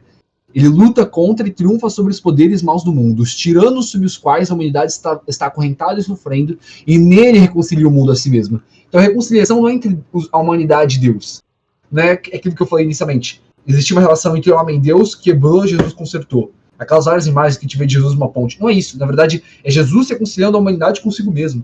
É ele puxando para si mesmo o que antes tinha sido quebrado pelo cativeiro de Satanás. Então é um pouco confuso esse ponto, mas é basicamente enfatizar essa questão, essa parte dramática, essa parte de, sabe... e tem mesmo, teve um estudioso que disse que isso, na verdade, se originou mais nessa questão do conflito entre matéria e espírito. A origem real do Christus Victor, segundo ele, estava no gnosticismo. E, na verdade, é trazer à tona essa questão do bem e do mal brigando eternamente. Então, só que no final, na verdade, no Christus Victor, Jesus vence, no final. O Satanás, ele se subjuga. Mas, de qualquer maneira, ainda bem. No mínimo isso. No mínimo isso, o Satanás, no final, perde. Só faltava ele vencer no final. Mas, de qualquer maneira, Satanás continua tendo mais poder do que deveria ter. Essa é a conclusão da Christus Victor. Eles usam vários textos de resgate e tudo mais. Enfim, e foca muito nessa questão de poderes demoníacos que tomaram o mundo, que Jesus precisa retomar de volta. A gente vai ver como é que isso influenciou bastante no pensamento pentecostal hoje, eu diria. Bom, alguém tem alguma coisa aí a dizer, gente? Então, assim, Luigi, assim, sintetizando, essa teoria é praticamente muito semelhante à do Bible Project, que eu comentei com a Lilia. Isso. A do Bible Project, eu fico em dúvida se é parecida mais com essa ou com a governamental, que eu vou falar um pouco mais à frente. Tá. Mas ela pega um pouco disso. Você vê que ela descarta essa questão de Jesus substituindo alguma coisa. Ou Jesus seja, está assumindo uma... Então Pode assim, falar. a teoria em si ela é nova, mas ela é de uma pessoa que tenta falar que na verdade eles acreditavam nisso antigamente. É isso. Exatamente, perfeito. Mas em O Alan, si a teoria é nova. a sistematização é nova. Entendi. Era tipo assim, um cara falando como as pessoas pensavam antigamente. Isso aqui eles mesmos no passado nunca falaram sobre isso de maneira sistemática, então, teológica. Exatamente, exatamente. O que Legal, acontece, entendi. só nessa parte mais histórica, que é uma parte que eu gosto muito, né? O Wallen, na verdade, ele fala que a obra dele não é apologética, ele não tá ali para defender necessariamente Custos Victor. Na verdade, ele tá. Ele só paga de que não está, mas na verdade, se você ler o livro dele, ele tá o tempo todo Claríssimo. defendendo que essa visão é a correta. Tanto que no final ele fala que devemos retomar essa teologia, essa parte da teologia dentro da igreja. Outros dizem, inclusive, que a substituição penal perverteu o evangelho, que é a nossa visão, né? Na verdade, eu discordo completamente. Mas ele diz que a obra dele é mais historiográfica. Só que o erro dele é olhar de maneira muito isolada. É justamente que eu já vou ressaltar aqui, Olília, antes da gente partir para a satisfação, eu já quero engajar com um outro ponto. O erro dele é olhar de maneira isolada trechos onde os pais da igreja focam muito sim na vitória de Jesus. Eles não deixam de falar. Só que o problema é que ele não enxerga, por exemplo, se você vê no site da a colisão pelo Evangelho, né, a colisão do Evangelho, aquele site reformado dos Estados Unidos, eles falam, quando vão explicar sobre a expiação, eles falam que eles escrevem da seguinte forma, como se fosse um prisma, daí vem aquela luz branca e irradia em várias cores. Isso é a expiação, basicamente. Essa luz inicial Dark é a Side of expiação the de Moon, Cristo. Pink Floyd. Exatamente. Imagina que é a capa do Pink Floyd. Exatamente isso. Cada corzinha é como se fosse uma das teorias da expiação. Não estou falando que todas estão certas, tá? Mas, querendo ou não, todas têm uma parte da expiação que constrói uma imagem maior. Agora, com certeza, aqui eu vejo que a sintetiza maior, o propósito primordial da expiação de Cristo é sim a substituição penal. Eu vejo que essa é o propósito primordial de Jesus. Só que cada uma delas vai formando esse conjunto até porque, maior. Luigi, mesmo que tivesse um monte de consequências nessa Terra, essa Terra é temporária. Então, o mais importante é o que vai acontecer na próxima, que é eterna. Então, acabou. Acho que isso já é O escatológico é mais importante. já refuta. Porque não adianta. Cristo vai reformar essa Terra. Se um dia essa Terra vai acabar, o que importa é depois, né? É questão de lógica. Exatamente. E a Lília tinha comentado que isso impacta na escatologia. Se você vê a escatologia dessa galera, é totalmente bizarra. A escatologia de quem nega geralmente substituição penal sempre tem algum traço de liberalismo, de universalismo, de uma manipulação estranha. Então, sempre acaba. As consequências delas são piores do que a teoria em si. Isso que eu tirei a conclusão. Eu já ouvi gente falando que Jesus volta todo dia. Jesus volta todo dia dos nossos corações. Meu Deus do céu, Você vê que as pessoas elas vão aumentando a consolação individual, o agir sentado no homem. Até daqui a pouco não vai ter nem um Jesus real, daqui a pouco vai virar um Jesus simbólico para representar o verdadeiro humano perfeito, sabe? Algumas pessoas já não acreditam que existia um Jesus. Então até aí já não é tão diferente. Tão novo. Entendimento. Já é bem normal, na verdade. É verdade. Você vê que como é que o ponto que a gente chegou. Como é que é, Lília? Eu acho que ainda existe suporte histórico de que existiu um homem chamado Jesus. Ai meu Deus, desculpem. Existe um suporte histórico que fala e apoia de que existiu Jesus. Então aí é que eles não conseguem realmente negar que Jesus nunca existiu. Só podem negar a divindade e o ato que Jesus fez como um ato altruísta apenas, reduzindo apenas eu sou o exemplo que vocês devem seguir, porque eu me sacrifico para que vocês possam saber do exemplo que Deus assim o quer, que o homem poxa. Sim, com certeza, exatamente. Esse caso do Jesus histórico, na verdade, é bem interessante.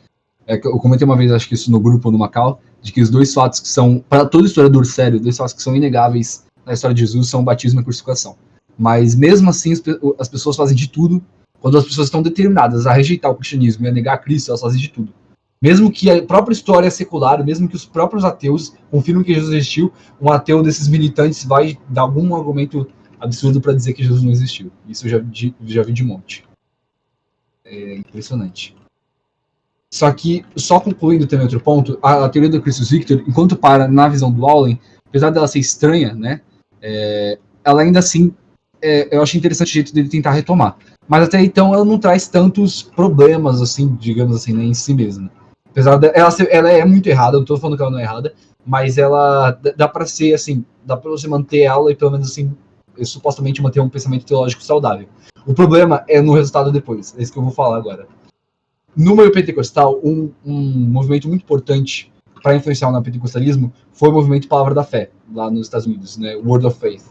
E ele foi liderado pelos Kenneth Copeland. O que é? Isso. Esse aí é o monstro. Esse aí é o monstro. Esses são os monstros da heresia. Esse é o monstro. O cara é bom, o cara é top. Meu, esses daí são absurdos, vocês vão ver. Segundo eles, Jesus não só assumiu o pecado, na verdade ele assumiu, a nossa natureza é em si satânica. Então Jesus teve que assumir uma natureza satânica para que pudesse nos redimir. Gente, que? Caraca, velho. Caraca, tu acha que vai piorar o bagulho? Piorou. Vai piorando, vocês vão vendo. Ele fala assim, o centro da natureza pecaminosa dos homens é satânico. Logo, Cristo teve que assumir uma natureza satânica e morrer espiritualmente, perdendo seu contato com Deus. Ele não foi apenas distanciado de Deus, mas desceu ao inferno como portador de traços de Satanás, e tinha de padecer temporariamente essa condenação. Daí ele fala assim, Satanás mais uma vez enganado ao pensar que teria vencido sobre o Filho de Deus, até que, segundo Copeland, o poder do Todo-Poderoso começou a fluir do céu e quebrar as travas da porta do inferno. Jesus começou a se agitar.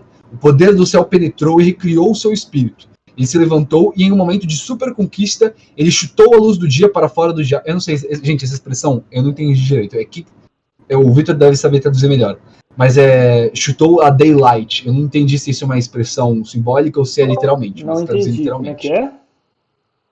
Era tipo, kick the daylight of Satan. É um bagulho meio assim.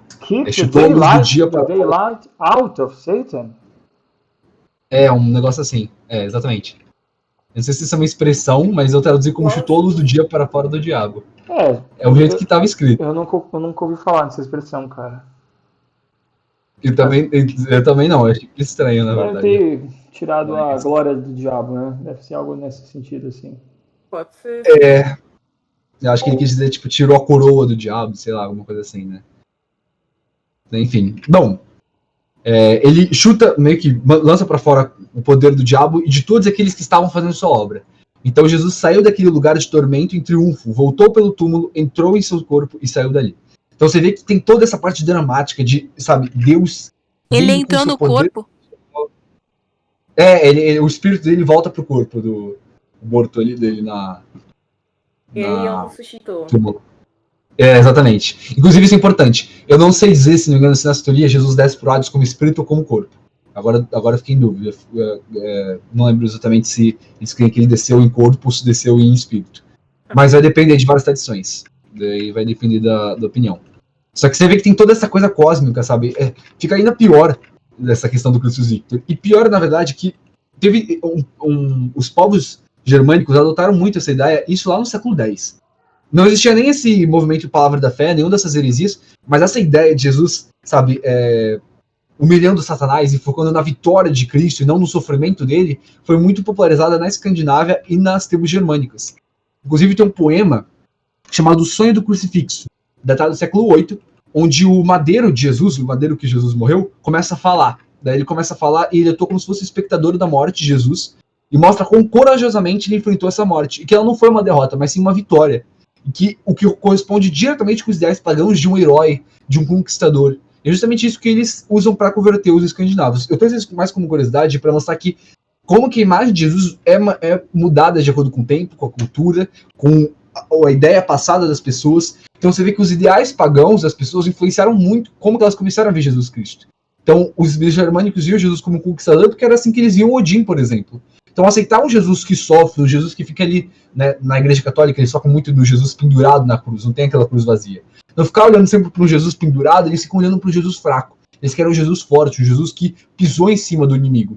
E aí essa ideia que eles trazem que ficou muito popular no neopentecostalismo. Jesus pisando na cabeça da serpente, Jesus quebrando as portas do inferno, etc, etc. Bom, resumidamente é essa a teoria do Crucis Victor do resgate. Alguma opinião aí, Eu gente? queria só adicionar que o meu nome, Vitor, vem da palavra Christus Victor, só que não por conta da teoria, por conta de como ela era usada na época de Roma, que é para dizer que Cristo venceu a morte, mas não tinha nenhuma teologia naquela época. Vitor vem desse termo, em latim, Christus Victor. Pô, legal, não sabia disso. Vem Você desse termo. perverteram até uma palavra tão básica. É, Infelizmente ficou conhecida nisso. pois é. É que hoje é uma teoria, mas na época não era, era um termo, parece que os cristãos usavam. É que nem o peixinho, era um termo, era só algo que era utilizado, né, pelos cristãos. Pô, legal, não sabia dessa. Interessante. Tinha vários, né? Que eu falei ali do Christus Médicos, Christus Victor, eles usavam Isso, muito esses. é isso aí. É justamente isso. Mas interessante você ver. Seu nome pronuncia vitória. Se fosse um pregador não pentecostal, eu ia falar que você ia ter muito sucesso e muita prosperidade. Pronto, tá aí. Já descobri qual que vai ser a minha heresia já. Mas é isso. Gente, tem mais alguma coisa a declarar sobre essa teoria? A gente vai passar para a última, porque já são quase 9 horas, para ele deve ser mega tarde. Nem vou dizer que horas são para vocês não se assustarem. Você... Acho que não, né, Já é gente? uma Acho que ficou bem claro, não meia-noite, tem nem o que né? dizer. Já é uma meia-noite aí, Lilian? É quase 1 da manhã. É, Meu meia-noite e Deus. 58, é 4 horas de diferença, né? Ô, Líder, se você achar melhor, não sei como é que tá seu horário, como no seu só tem a satisfação, você descreve a satisfação, daí você fica livre para sair quando você precisar. O problema é que eu Beleza? gostaria de ouvir a teoria que nós temos agora. Queria ouvir. Ah, A pode teoria ficar. não. Eu vou Aí tentar vai ser ficar dentro do seu sucinta horário. nesta aqui. Sim. Eu vou tentar ser sucinta nesta. Então, posso já começar a teoria da satisfação? Pode. Ok.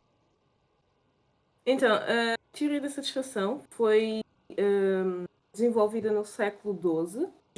Foi na mesma época que foi desenvolvida a teoria da influência moral. Ambas foram desenvolvidas na mesma. Foi desenvolvido por Anselm de Canterbury. Ele é um arcebispo, de Itália. Ele propôs então uma teoria da satisfação. Nessa teoria, a morte de Jesus é entendida como uma morte para satisfazer a justiça de Deus. A satisfação significaria restituição, consertar o que foi quebrado e pagar uma dívida. Nessa teoria, Anselmo é a versão do nome dele em português, enfatizava a justiça de Deus e afirmava que o pecado é uma injustiça que deve ser equilibrada. A teoria da satisfação de Anselmo diz que essencialmente que Jesus morreu para retribuir a injustiça do pecado humano para satisfazer a justiça de Deus. No entanto, seguindo uma deixa do paradigma feudalismo que caracterizou a sociedade naquela época, ele baseou-se nessa teoria para poder fazer, neste caso, essa teoria da satisfação. Anselmo focalizou mais na noção de satisfazer a honra ferida de Deus, ao invés de apaziguar a sua ira justa. Ou seja, esta teoria desenvolvia em reação ao domínio histórico, sim, a teoria do resgate. Anselmo ensinou também que a humanidade tem uma dívida para com Deus, não Deus para com Satanás. Ou seja, neste caso, o homem tem uma dívida com Deus, sendo que somente Jesus podia pagar. Esta é a primeira teoria da expiação que traz à tona de que Deus age de acordo com a expiação, ou seja, que Jesus satisfaz Deus, que existe algo que Jesus tinha que fazer para satisfazer Deus, para que nós possamos voltar a ter uma comunhão com Deus. A glória de Deus é quando a glória de Deus é menosprezada no pecado, neste caso, quando nós cometemos o pecado, a glória de Deus é menosprezada. Então, neste caso, era necessário que Deus desse a Jesus, porque era a única pessoa que podia realmente restituir a honra de Deus. De fato, o pecado era sinônimo de desonra para Deus. E então, e sendo destituído então da glória, assim qualquer teoria adequada à expiação reivindicaria a justiça de Deus e restauraria então a sua honra. E esta é a teoria de satisfação. Espero ter sido não tão confusa para vocês e que vocês possam ter apanhado alguma coisa. Não, foi ótimo. Foi exatamente assim. Ó, eu vou só ler algumas passagens bíblicas, porque é importante estar sempre retornando a Bíblia para ver de onde eles tiravam. Aqui, ó. Romanos 1:21. Porque tendo conhecido a Deus, não glorificaram como Deus, nem lhe renderam graças, mas os seus pensamentos tornaram-se fúteis e o coração insensato deles obscureceu-se. Aí, Romanos 3:23 é aquele super conhecido, né? Pois todos pecaram e estão destituídos da glória de Deus. Aí vai falando, são justificados gratuitamente por sua graça, por meio da redenção que é em Cristo Jesus. E aí fala, Deus ofereceu como sacrifício para a propiciação mediante a fé. Pelo seu sangue, demonstrando a sua justiça. Então, assim, em Anselmo a gente já vê uma sistematização melhor do que a gente já entende como a expressão normal, né? Que seria essa questão de nós ferimos a Deus, nós pecamos, nós violamos a sua lei perfeita, e temos uma dívida, não sei com quem a gente tinha conversado uma vez, acho que foi com você, Vitor, que eu acho que eu comentei uma vez essa questão da ofensa infinita, como é que era? Da questão do inferno, não sei se foi com você, com outra pessoa. Eu não lembro. Mas não vou lembrar agora. É um número, assim, uma coisa forte, então também nem sei. Comigo? Oi? Foi comigo? Acho que foi com você. Gente, eu não lembro exatamente com quem foi, desculpa, mas é porque eu falei com alguém que acho que a pessoa que me falou. Que foi, porque a gente sempre conversa sobre essas coisas. Não foi com o Clayton? Acho que foi com o amigo invisível do Rafa, hein? Nossa. Mas fala aí, Lídia. Não, amigo, não ia falar nada, não. Ah, tá, achei que você ia dizer. Mas, não, é que acho que eu tava contando com alguém que pegou e falou assim, não, porque o inferno justificava porque é uma ofensa para um Deus infinito. Então, justamente por isso que se justifica a punição do inferno. E aí, Anselmo segue por essa lógica. Anselmo também é conhecido por seu chamado argumento ontológico de Deus. Eu não vou entrar nesse ponto, porque a gente vai estudar Anselmo mais à frente nos estudos. Por isso que eu não vou nem aprofundar demais na teoria da satisfação, que ela é bem mais profunda do que a gente está vendo por aqui. Mas, de forma mais superficial, ele segue muito dessa lógica.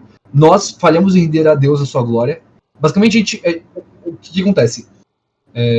Nós não podemos dar nada a Deus do que ele já não tenha, né? Daí a nossa única função é dar basicamente o que ele já tem, que é glória. Ele já tem toda a glória, mas a nossa função é render glória a ele. Só que quando a gente peca, a gente erra mesmo nesse básico, que é render o mínimo que seria essa glória. Justamente isso, por ele ser um Deus infinito, de poder infinito, essa honra que a gente deveria ter dado a ele se torna quebrada, essa conciliação que nós deveríamos ter com ele, esse relacionamento que deveríamos ter com ele, se torna prejudicado, e gera também uma dívida infinita. Por outro lado, a expiação de Cristo gera uma recompensa infinita a Deus, uma honra a Deus que é extrema e absurda, como a gente vê mais ou menos em Filipenses 2 e Colossenses 2. Só que Deus, depois que ele recompensa Cristo, né, ele leva Cristo ao seu lado, enfim, a gente vê que tem uma recompensa depois do sacrifício de Cristo. Só que a honra que ele traz a Deus é tamanha que ele meio que não precisa, excede o que ele já precisava, excede o que ele já tinha. Não que Cristo precise de algo, mas assim, excede do que ele necessitava como, digamos que, divindade necessitava. Daí ele estende esse resto de dívida, digamos, esse resto de dívida que ele pagou pra gente, para que nós pudéssemos ser elevados ao céu. Por isso que é chamado de teoria comercial. É teoria da satisfação, mas também é chamada de teoria comercial. Então é como se a gente tinha um relacionamento comercial com Deus, daí começamos a ter uma dívida absurda de 30 mil reais. Jesus, quando paga a nossa dívida, ele paga 100 mil, digamos assim. Daí é recompensado, só que esses 1.000 que sobraram, ele distribui para os seus eleitos, para que eles também sejam restaurados. Digamos que é assim. É meio confuso de entender assim, mas é que nem a Lília falou, é muito influenciada pela lógica feudal. Ela, assim, apesar de ser estranha a maneira como ele explica, o princípio por trás é muito parecido com a substituição penal. A gente já vai entrar nesse ponto agora, antes que a Lília vá dormir.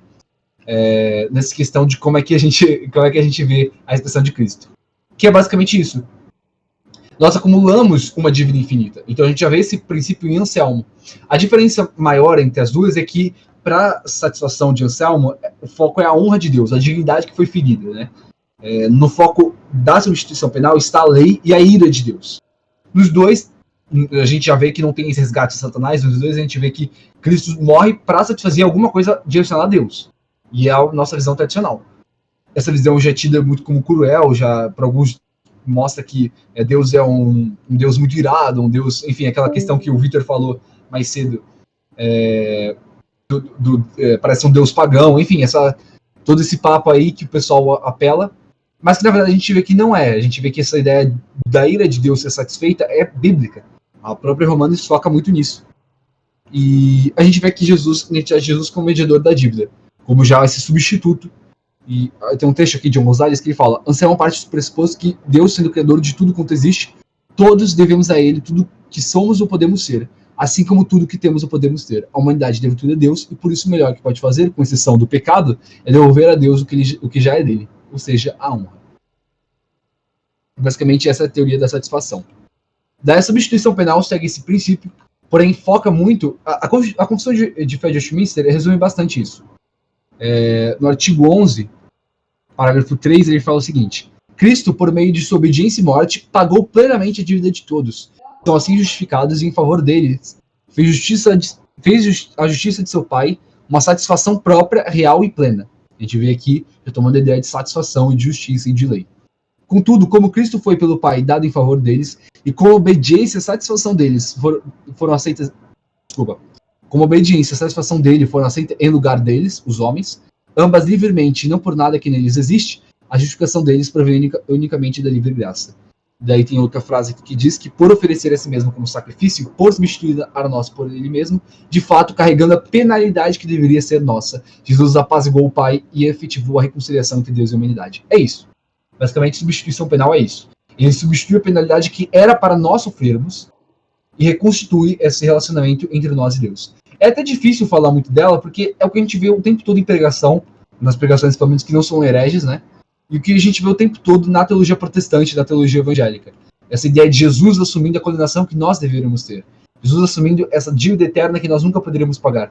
E um ponto muito importante, que é característico da substituição penal, é que mesmo que nós morrêssemos, como diz, né, Romanos 6, fala que a dívida do pecado é a morte, né, o salário do pecado é a morte, mesmo que nós morrêssemos, a ideia da substituição penal é que mesmo a nossa morte não seria suficiente, que a nossa morte não apaziguaria necessariamente o que a gente acumulou. Então mesmo que a gente desse o máximo de nós, que é a nossa vida por completo, a gente não acabaria com a nossa dívida, a gente não viveria eternamente. Esse é o grande ponto da substituição penal. Por isso que ele é o cordeiro sacrificial. Ele não é só o cordeiro que morre para que nós não morrêssemos. Ele é o cordeiro que morre de maneira que a gente jamais poderia assumir. Esse é o grande ponto.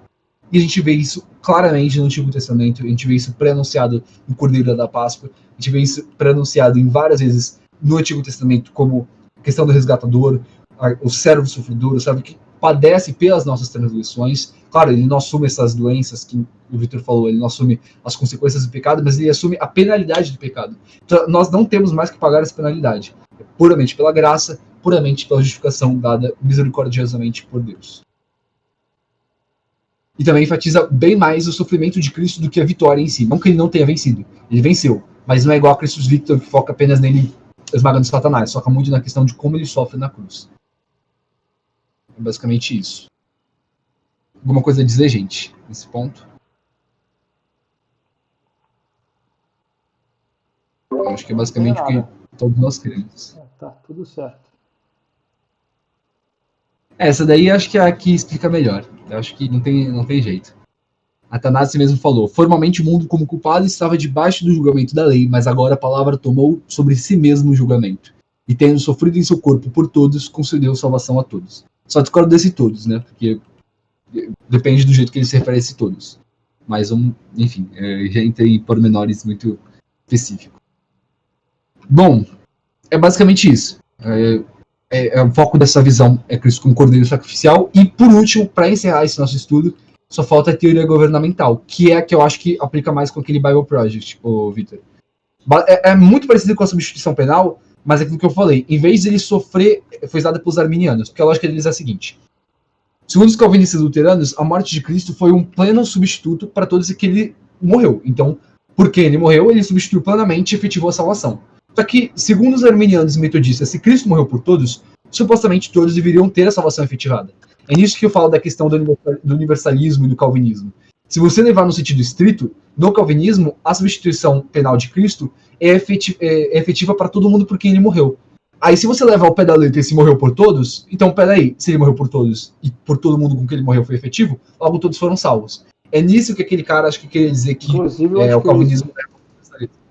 Inclusive o anticristo segundo Orígenes.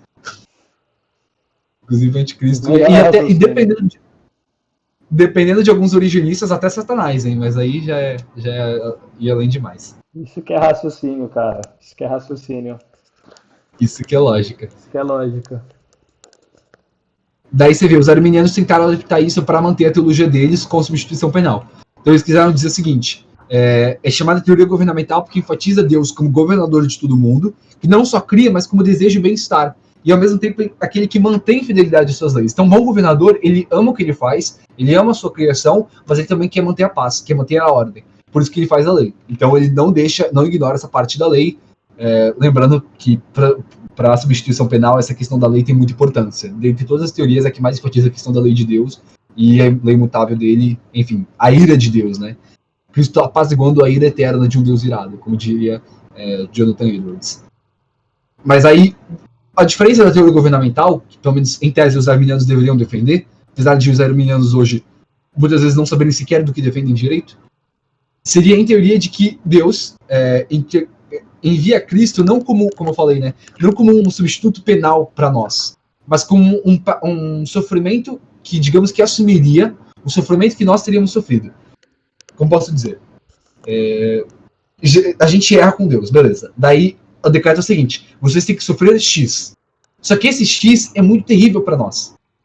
Até poderia consertar, mas a gente não está disposto a aceitar. E também a nossa natureza pecaminosa nos impede de cumprir esse X que foi estipulado. Daí Jesus assume um outro Y, que é até melhor do que esse X que tinha sido estipulado. Ele é uma melhor dispensação e não precisa mais passar por esse X. Então, basicamente, assim, na teoria da substituição penal, o X que nós deveríamos assumir é assumido por Cristo. Na teoria dos arminianos, Jesus assume uma outra penalidade, um Y, que assume essa antiga penalidade que estava decretada. Isso deu para entender, gente? Tá meio confuso, é meio estranho. Mas não sei se deu para entender muito bem. É um substituto para punição e não como punição substitutiva, basicamente assim, é a frase que eles utilizam. Cristo não é punido por Deus, mas ofereceu a si mesmo como um sacrifício que atinge um fim melhor do que a punição que nós teríamos sofrido. Eu não sei se deu para entender essa parte. Certo. Basicamente isso. Quem defendia era Hugo Grosso, que é um grande arminiano, Charles Finney, que é um cara que, apesar de ser um bom, digamos assim, pregador no reavivamento, a teologia dele é muito bagunçada. Ele negava o pecado original, então isso já mostra muita coisa. E outros reavivalistas e outras pessoas que influenciaram o movimento arminiano. O Finney negava o pecado original? Do jeito que a gente entende, sim. Para ele, o pecado original era, segundo até outros teólogos que adotam essa ideia, que ele não é efetivo hereditariamente. Ele só é efetivo se você escolher pecar. É meio pelagiano. É aquela coisa de que depende muito do seu agir, da sua vontade. Você não nasce com o pecado original. Esse pecado original meio que está dentro de você, mas ele não te condenaria. Ele só fica ativo se você escolher pecar. No final das contas, depende de você e não do que vem de você, da sua hereditariedade. Por calvinismo, não. Você já nasce pecador e já nasce passivo do inferno, independente do que você faz ou não faz. É basicamente isso. Então é isso. Aí a gente vê que Jesus agora é um mantenedor da ordem de Deus. É como se fosse um primeiro-ministro. Que Deus, como governante, assume uma lei, aí esse primeiro-ministro veio e fala: não, eu assumo. Deixa de lado. Esses criminosos não vão conseguir pagar o que você decretou, então eu pago no lugar. Digamos que isso. Bom, é isso, gente. Basicamente, a gente viu aqui Jesus como médico, como completude do amor, como exemplo obediente, como libertador espiritual, mensageiro espiritual, mantenedor da ordem, como aquele cabeça que assume o lugar de Adão, segundo Irineu, cordeiro sacrificial. Mas importante, acima de tudo, é entender o Jesus bíblico, entender o Jesus salvífico. A gente pode atribuir vários nomes a Jesus, a gente pode botar várias teorias, ficar matutando, especulando e criando inúmeras outras posições, mas acima de tudo, a gente saber que o sacrifício expiatório de Cristo, o sangue que ele derramou na cruz, é o que nos salva.